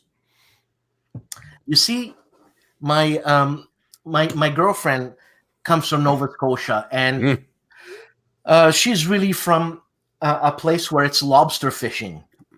Now, I get seasick on the boardwalk when the boardwalk does that, and Get seasick on the boardwalk. I promise you, okay. I mean, and I get sick for like a whole day. I'm like, anyways, whatever. And these guys go out 200 miles into the ocean, and they're like, I don't know how big the ship is. I know nothing about ships. I'm going to say 35 feet, maybe that's small, 55 feet. But they're doing this and that and this and that. So I cannot imagine a town doing this and that in the water. I mean, and how does it crack again? How do you crack steel with water? We just it was throwing us around so much, and it was just the constant repetitive being knocked around and battered around and shifting up. You take a lot of steel like a car and you shake it for some reason, it's gonna snap. Steel is solid until you start putting it under vibration pressure. And then you're going to start seeing the weaknesses in the steel come out. And we were in this thing for 36 hours, probably. It was so bad. There was only about 12 of us that weren't getting seasick, and we were doing constant 2-hour shift rotations, driving the ship. And there was only like 12 of us that could do it because the rest of the ship was completely laid out. Why didn't they even go into it though? Why didn't they? It was a surprise. We just got hit with it by a surprise. Canada must not have boats. They only have canoes. I think Kurt's right about that. Plus, we were doing some operations with the Indonesian Navy, and we had to prove how tough we were. So, know that typhoons are bad. Yes, they do. And you figure, I guess anybody being a sailor could you say that, a sailor? Oh, I'm a sailor. Yeah. Like, does everybody have sea legs, or are people puking? Most everybody does. It's kind of a requirement if you're at sea. If you don't have sea legs, you either acquire them real quick or you're not going to be in the Navy much longer. Now, can you develop these sea legs? I don't think I can. Some people can, some people can't. I knew one guy who, in fact, he was our Mo. You know him because they worked with you guys too. Our religious personnel guy, our Chaplain? RP3. Yeah. Well, it wasn't the chaplain; it was the chaplain's assistant. No, okay. The enlisted assistant for the chaplain, and he had a real hard time with it. He had a really hard time with it, but he manned up and he got it through. I was the very first day we left port. I was on a troop transport, Gator Freighter, Austin class, not a flat bottom like the LSTs, like you were talking about, baby. Yeah, that's right. Flat bottom. Oh, no, thank you. But girls. the first day we actually went on PAC, which is a deployment to the Pacific. I was a little bit queasy the first day, but I got my sea legs under me relatively quick. Go ahead. No. That was pretty much. I was going to say, you were talking about not having your sea legs. I have to say, I was concerned when I got on ship the first time, going, I've been out on the boat plenty of times out in the Atlantic when I was, growing up in New Jersey, but I wasn't sure how I'd react on boat being in the middle of the Pacific. And I slept the best I've ever slept in those stupid berthing areas where you have clearance about 18 inches or so. You literally slide into your, berthing area, your little rack, and you sleep there because the Marines have the worst berthing areas on the ship. Yes, totally the worst. do. We basically just have to slide in place and strap in, and that's it. And I just slid in, and man, it was like being rocked to sleep like a baby. It was the greatest thing ever. Best sleep I ever had when I Yes. was A's gray and underway. Absolutely the best. Yeah, it was absolutely the best sleep ever in my entire life that I've ever had was at sea. No, I'm not a sea guy. Because Canadians don't have boats. Yeah, no, I'm a forest guy. I like to be in the forest. Hunting mushrooms. Yeah. You need to get with DVG and do a hunting mushrooms warfighter game. You really do. Oh, you could come up with one. Yeah, honestly, he could probably do a full-on mushroom hunting game and pitch it to Hollandspiel with 10 expansions. Exactly.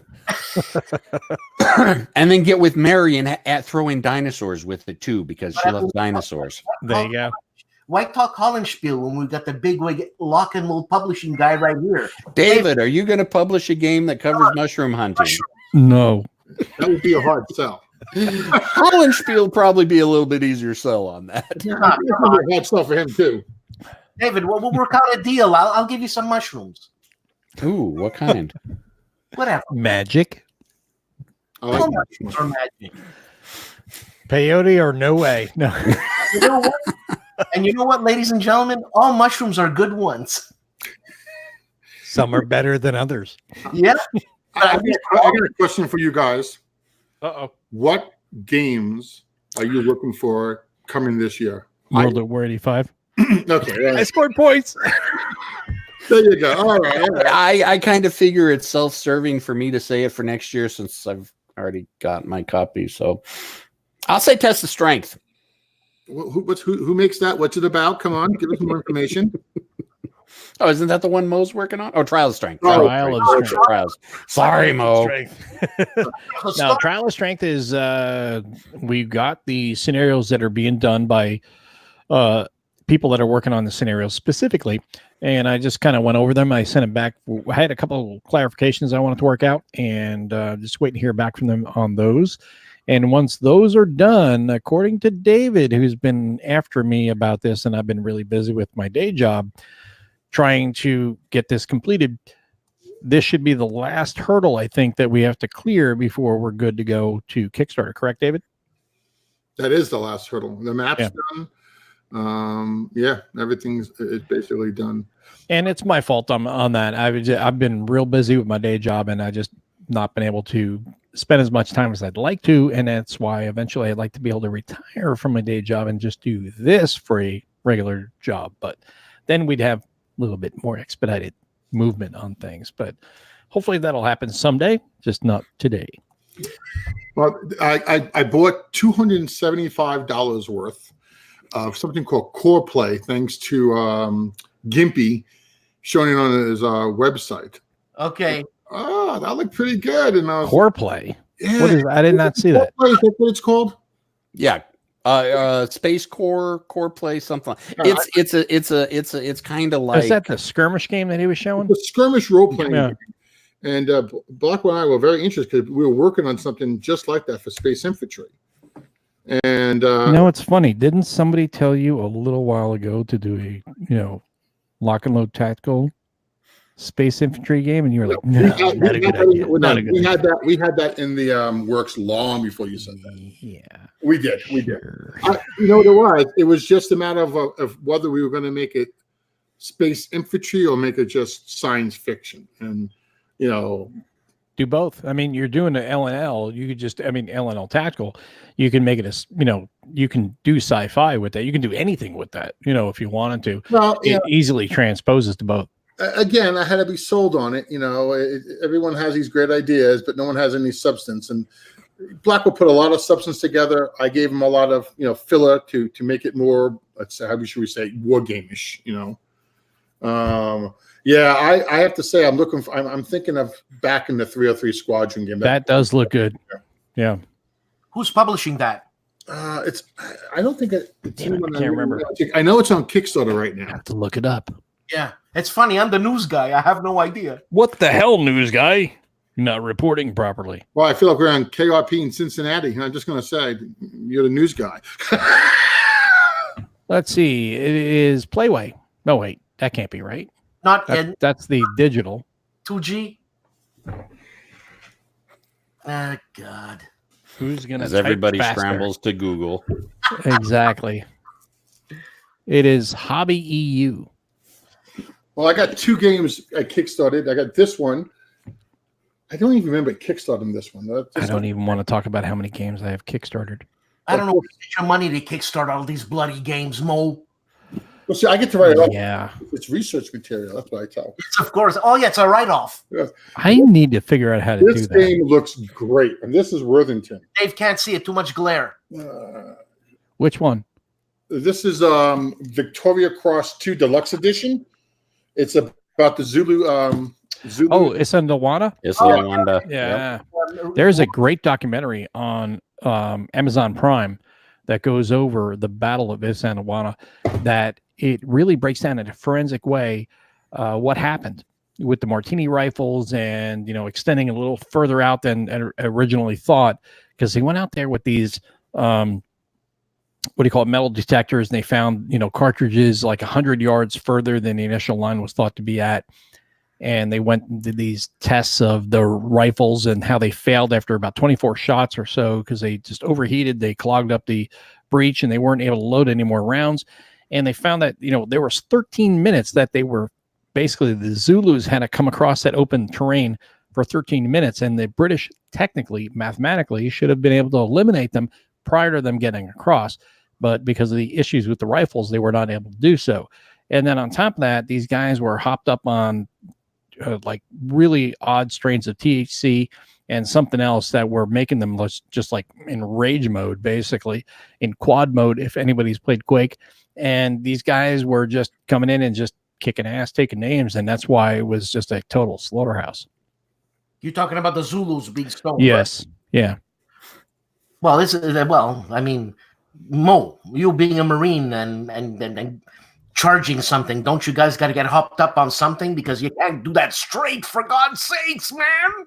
Well, one of the things that happens, and a lot of times, like, for example, the whole thing with Mogadishu, that was a cluster because, unfortunately, civilians got in the way. Yeah. And one of the problems is when civilians start dictating to the military, I understand the whole, need to have that civilian leadership over the military, but there's a time when the civilian leadership should just shut up and listen to the military guys. Absolutely. These guys were high on cot. And if they had just waited till like 6, 7, 8 o'clock at night when they crashed, we would not have had the losses that we had with the Army with Mogadishu. And that's where they should, defer to the expertise of the military and just say, hey, listen, these guys are in theater. They're dealing with this on a daily basis. So let's listen to what they're saying. They have hands-on knowledge, and that's the problem with, and that's actually modeled in Lock and Load Tactical. Day of Heroes is the cot, the access to the cot that these guys had, which made them hopped up, and that's another really cool aspect of the game. Yep. Well, I just opened up the Victoria Cross Deluxe game. He just got it. I got it a couple. I thought you said you didn't get it. Now it delivered. Wow. Yeah, well, We've been on that long. Amazon Prime, man. Amazon Prime. These counters are gorgeous. Look at that, and they're thick too. You're showing us not counters. You're showing us player aids, I think. No, this is counters. Oh, there's the counters. Okay. All over the place. Nice. What's Who did that? This is Worthington. Worthington. Hey, Nice. you're publishing a lot of games, man. All of a sudden. Well, they're kind of moving over to the what they do is they do 2 or 3 games back to back on Kickstarter, and then they basically publish them. Yeah. And I think that's going to be a way we're going to be doing more games too. And these counters, look at this. You know, and I mean they do a good job in terms of components. It's very good quality. The map is. Oh, look at this. This I like. This is the inside of the box. Oh man, that's nice. Look at that. Yeah. Nice. I may have to steal that idea. I like that. Yeah. Now Nice. I like Now, that. being a publisher, David, that's extra cash, right? What, to print like that? Yeah, to have an insert like that. Well, it's not an insert. It is actually the inside of the lid. He actually printed this image on the inside of the lid, if you can see. Star Trek. Captain Kirk is calling. Yeah, it's That's your wife. no. My wife has a little meme. It says she makes it sound like one of the minions from Despicable Me. Yeah, that's true. Yeah, but That's a minimal cost increase. Is it a minimum cost? Yeah. big of a deal. I'll tell you this too. They give you a counter tray in the box. Look at that. Nice. How's it work though? The lid doesn't lock on. Does Well, it no, clip no. into place? Well, here's the reason why I say that is because they had the Band of Brothers, Kickstarter a few years ago, and they had these weird inserts that were just, I don't know what they would be more applicable to. I think, yes, that one right there. It would be more applicable to a block game than it would be a hex and counter game. So I never use those, and unfortunately, I just decided to move that game along to someone else who wanted to play it because I thought it was a good game, but it was a little too basic for me, and it just kind of started feeling like the same thing, the 4 Fs rinse repeat each time. And I think they're this close to getting it perfected. They just need to have 1 or 2 little extra pieces added in, and that Band of Brothers system would be really, really solid. Oh, okay. Because a lot of people, Judd Vance, who's a big advocate of that system, thinks that it's the perfect tactical system where you can make your own decision other than ASL. No. I'm just saying. I know. No, it's absolutely not the worst. I mean, it's absolutely not the best. I'm not pontificating for any system. It's just that Band of Brothers to me, as good as I think it is, and it is a really good system, and it is accurate as far as find, fix, flank, finish. Right. The whole 4 Fs. It is great for that, but it's missing something because that is the entire game. Find, fix, flank, finish. Oh, I see. If you do that, you're gonna win. If you don't, you're gonna have troubles. I mean, there's other things going on too, but it is missing a little bit of soul there because it's like, okay, I can do this repetitively over and over and over again and just move down the map each segment by doing the same thing. And it's, no, I understand. It has no, that's where, like Lock and Load Tactical, it is, has that hero aspect, which kind of circumvents that. Now there are other things in Lock and Load Tactical that people may not like, but that hero aspect gives it the Hollywood piece that is fun.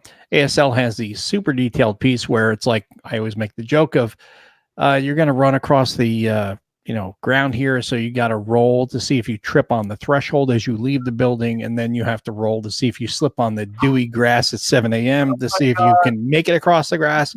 Modified by the sun being in your eyes. Exactly. We're going to get it.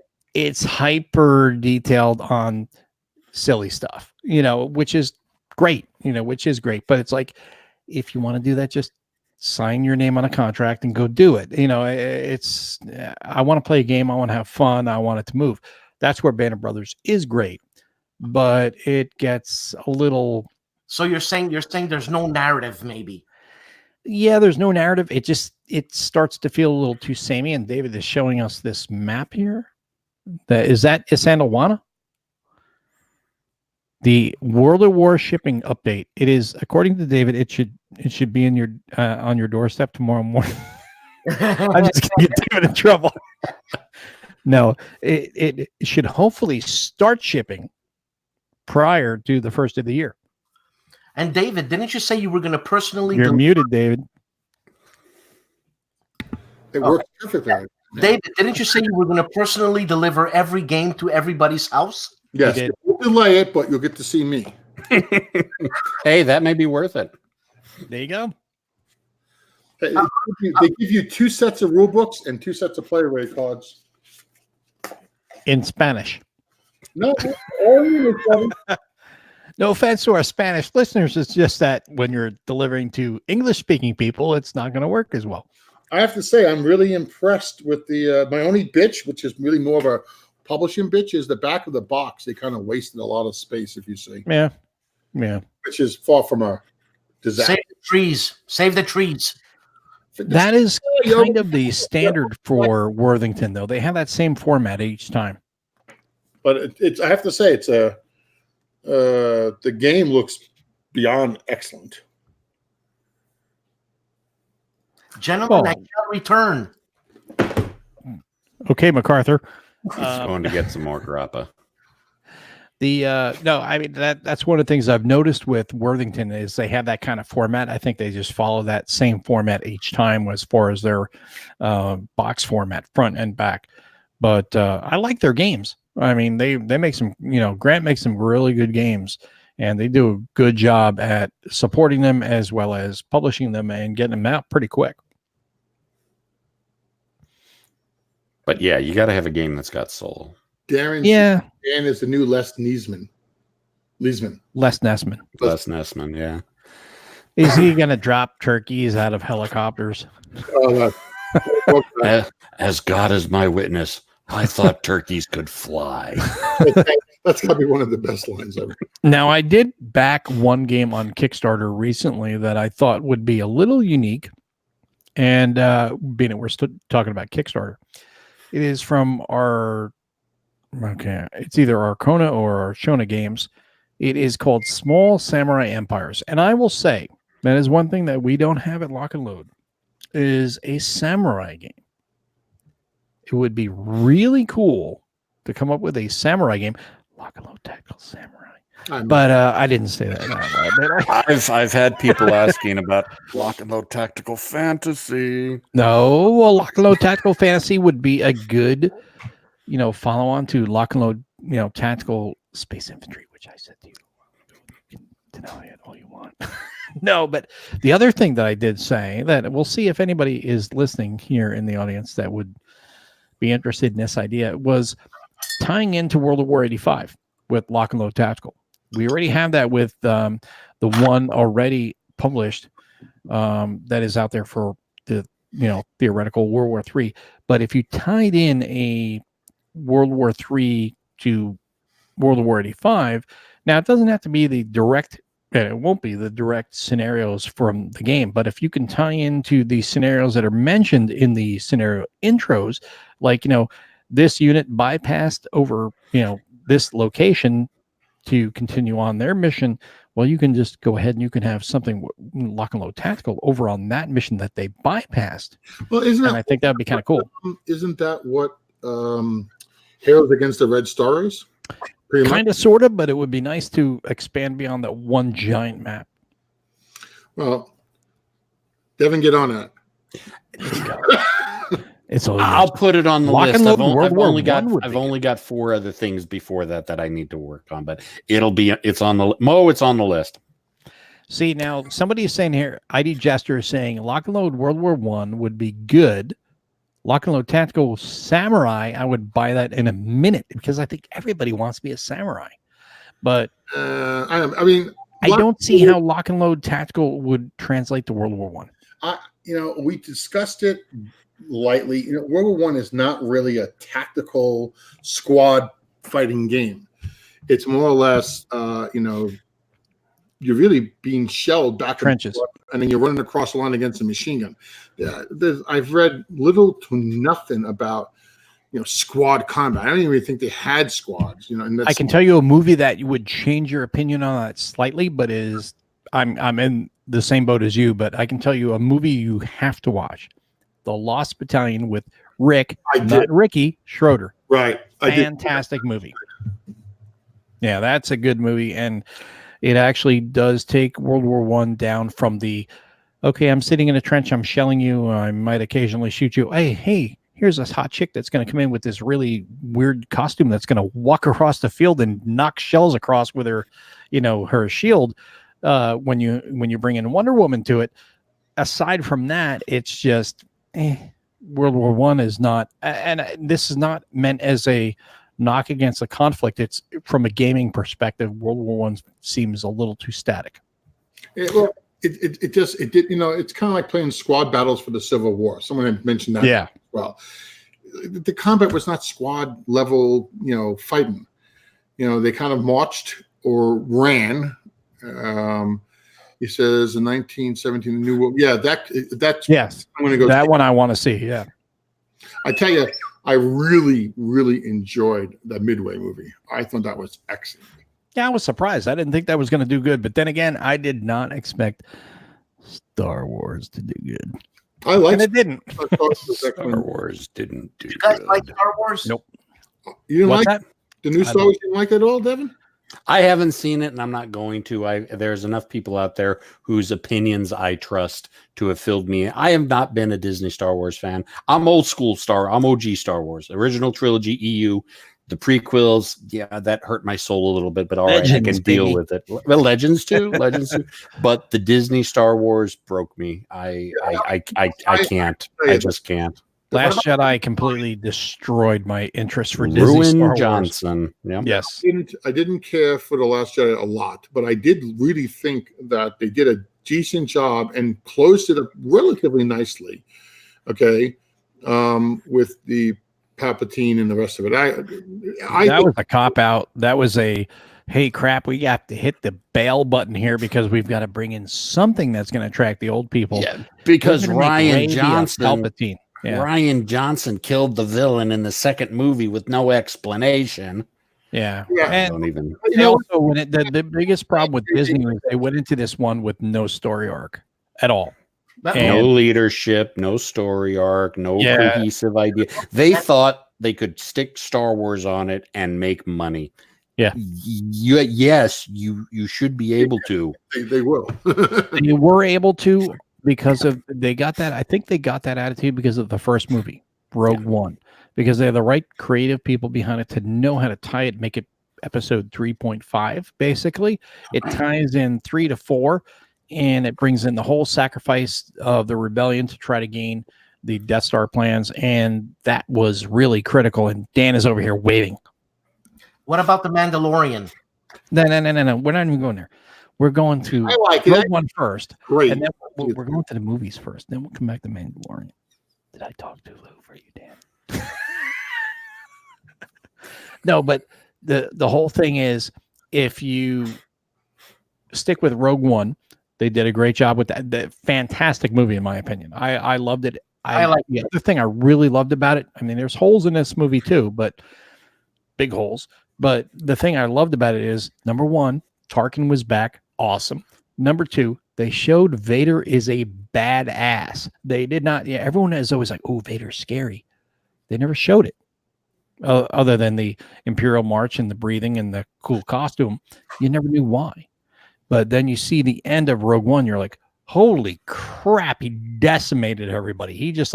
He snapped this dude's neck. He threw him against the wall. He took this laser bolt and he threw it back to this other guy, and then he just slashed through everybody.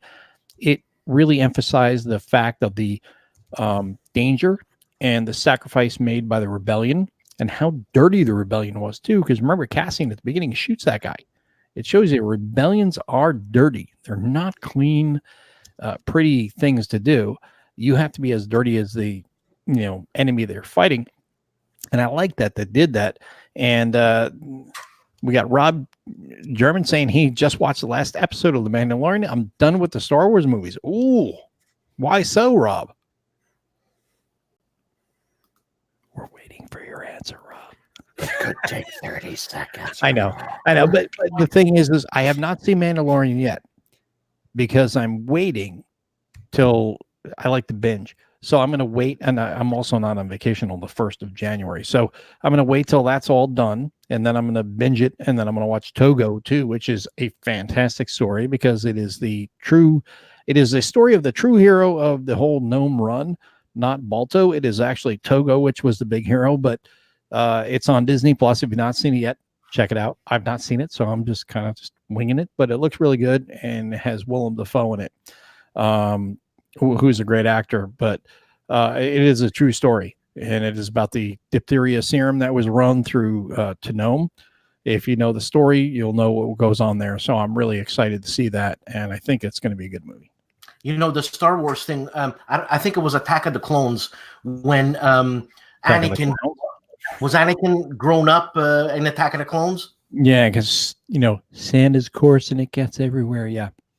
Well, whatever. Yeah. And when he slaughters all that one. slaughters all the young Jedis and all that. That was 3. That was when he kills all the younglings. Yeah, I couldn't believe they went that dark there. I thought that was great. I thought it was awesome that they went that dark. Yeah, I like Star Wars going dark. Then again, I like dark stuff. I don't like Marvel. Marvel's too neon tights and happy lights. It's DC is more my thing. I like the dark, looking at the dark aspect of things, as well as the good. Because out of the dark comes the good. Whereas everything is, which I really did like about the last 2 Marvel movies, is that it started to go dark. I was like, hey, Marvel's grown up and they're putting on their big boy pants. They're starting to say, hey, it's not all happy, bright lights. It's kind of dark stuff. And it was fun, the last 2 movies. But Star Wars Rogue One, really good because it was dark. There's Rob's answer. 6 movies or No, the last 3? 3.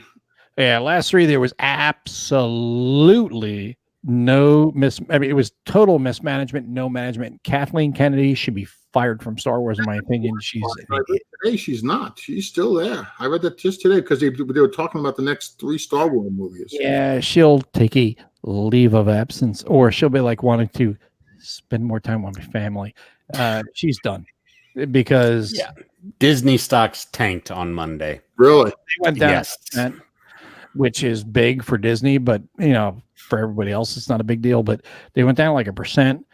But on top of that, it is the Rotten Tomatoes scores. Rotten Tomatoes, don't trust them. They're total BS because, number one, the critics ripped it apart. The fans gave it like 80-something%. But keep in mind, Rotten Tomatoes is run by a former Disney employee. So there's that to keep in mind. But yeah, you did not know that? No. Oh yeah. Oh, you have no idea the nepotism that goes on with all that. That's why, and I'm not defending the DC movies because not all of them have been that good, but that's why they ripped the DC movies to shreds, and not that they didn't deserve it, but they ripped them to shreds. Meanwhile, the Marvel movies get a total pass, and there are some issues with all the movies. But like BVS had issues, but the Snyder cut, the longer cut, was better. I'd love to see the Snyder cut for Justice League, although still it would be hard to really make that a good movie. That was bad. It was because, number one, Flash, total cluster. The TV series is great. TV series is fantastic. The movie, it was horrible. It was what do you think of the new Batgirl TV show? That, I think, that's horrible. Terrible. Too much pandering without good story. And it's like, back on, Dan. What the hell are you doing? He's messing with that hat. What the hell? It didn't bounce back up. No, he's got a new hat now. It is a different hat. Oh, it's gone flaccid. There you go. Now There we go. Okay. Well, no, guys. Yes. Seriously, I don't buy into the Disney world at all. I'm not a Disney guy. I'm a realist. You understand? You can't be one. The- Much like the news. it's like I just said something, and everybody's gonna kill me now. Death? No. Continue. I'm Canadian. Give I'm, you a I'm, little rope here. you understand? I don't live in fantasy land. Yeah, you do. You're in Canada. Yeah, of course you do. You have that fake bacon, man. I just drank fake Canadian whiskey. You know, Mo, I just had a whiskey called G&W or something like that. I prefer it to Crown Royal. What? Holy crap. Now you've caused the problem again. I'm saying a lot of things here. I'm saying I don't like Disney. I don't like Crown Royal. Disney's fine, but how do you not like Crown Royal? Well, Crown because Royal Black I is found a better like, Canadian whiskey, man. what's that? I found a better Canadian whiskey. What's the name of it? I don't know. I forgot. Then you need to get it to me. G&W or something. The funniest thing is I get this thing You called have to drive that across the shows border. up here. I got this little bottle of Texas Crown they just drank tonight. It was just, a little sampler. It is Texas Crown. I'm in Texas. So I was like, all right, let's check it out. Texas Crown, product of Canada. The reason why I bought it was because I was like, hey, it's got a cool dice bag. So I'm going to have to get it. So I did. And it was like $10 for a little bottle. I was like, yeah, let's try it out. So I was checking it out tonight along with some others. And yeah, it's not bad for $10. But the best part, another dice bag. Along with all the Crown Royals and the Crown Blacks that I've got. So it's like, I got to give away a bunch of those. I already have. I've got Darren White texting me, and he just heard me say that I'm not a Disney fan.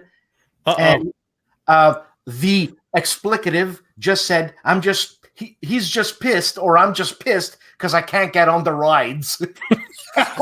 What? You can get You're on a too small short. world. When I see him, I'm gonna punch him right in the knee. That's great. I'm sure you can get on the 20,000 Leagues Under the Sea ride. Because he's under height. Exactly. The people mover, maybe not so much. Anyways, I mean, whatever. And I'm just wondering here, this StreamYard live, how long do we have for a show? I think it's 2 hours, eh? Oh my God, it's over. No. Yeah, I think we're winding down. I don't know how long each specific show is. I think you do up to 4 hours, but let's not try to. No, I think if you pay, it's 4 hours. I know if it's unpaid, you have 20 hours a month, but beyond that, I don't know It's what 2 the hours. restrictions are. But Dan, look, Darren says he's watching. He says he's got some Texas Mesquite Crown. He has a bottle here. He's texting me right now. And I said, LOL, he's watching the show. So, Darren, let's see what's going to go on next year, Darren. Tell us what's going to go on with this arm wrestling tournament you're going to have with Grant. why doesn't he come on the show? What is he, chicken?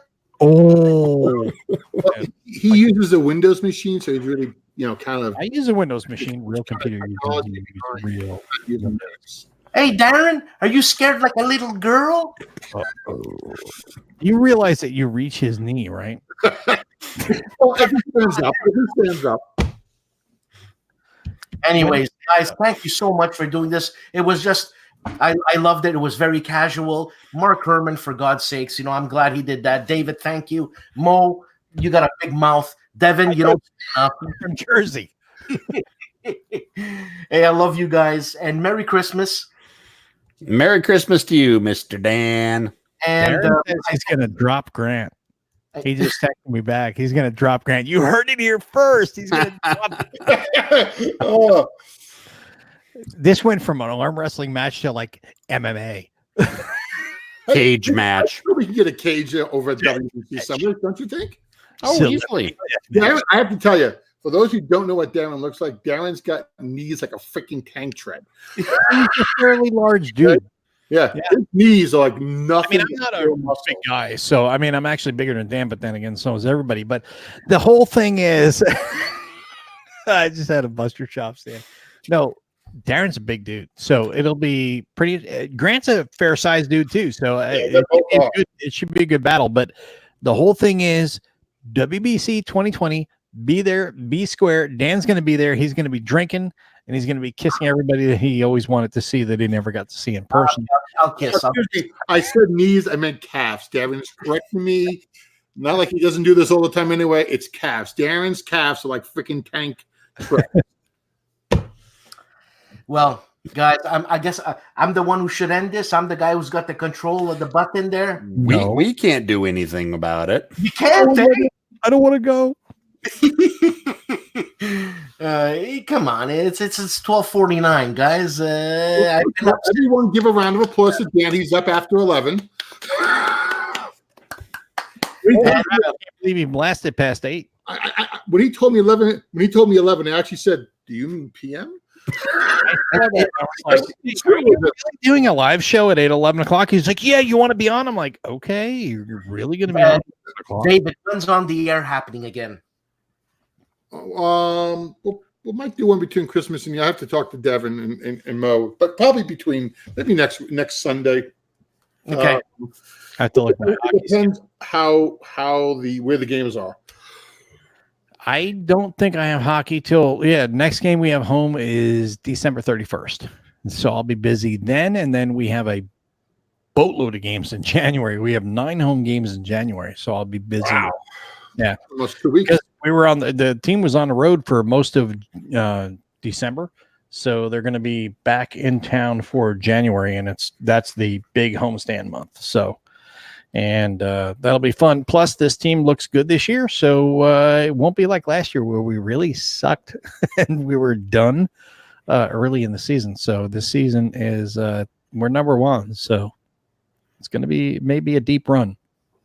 Robert's asking, do we announce these events? Some of the events we announce, some of them we don't. I mean, basically, Dan just said, "Hey, you want to do this?" And we just said, "Yeah, sounds like fun."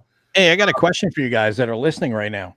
I had talked to Gimpy about doing a show, and I had mentioned to Dan too. So would you guys be interested in doing some of these like just off the cuff shows or Yes. not? I know Devin would. So, I mean, me, Devin, Dan, Yep. probably Gimpy, and maybe whoever else we can grab in. Yeah, absolutely. You notice you left my name out, guys. I just want you all to know. All right.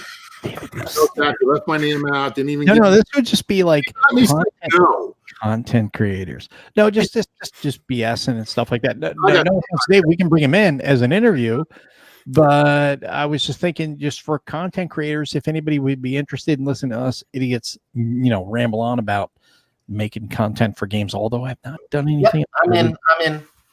I know you're in, Dan. You have nothing else to do. That's basically my excuse too. So Same for me. I will be doing computer games. I can't come, Maurice. Thanks for inviting me, but I can't. Load Tactical Digital. What's the status? that's on Tom. No, he's doing pretty good with that. Actually, I have to get him some new sound effects. He needs some more sound effects, and Phil and I should really wrap up the Nations at War game. I just have to put up it on. Are you going to need me to do a digital packaging for that too? No, we decided no more. It's going to be on Steam and nothing else. We don't want to be bothered. If Santa doesn't eat the cookies I leave for him, should I take it as an insult? Yeah, because Santa's communist if he doesn't eat your cookies. Oh man. He does dress in a red suit. I mean, Gentlemen, I think we have 1 minute and 30 seconds. No, we don't. Merry Christmas, everybody. I'll let Santa say, hey, eat cookies. Merry Christmas, everybody. Thank you. Merry Christmas, guys. Take care, guys.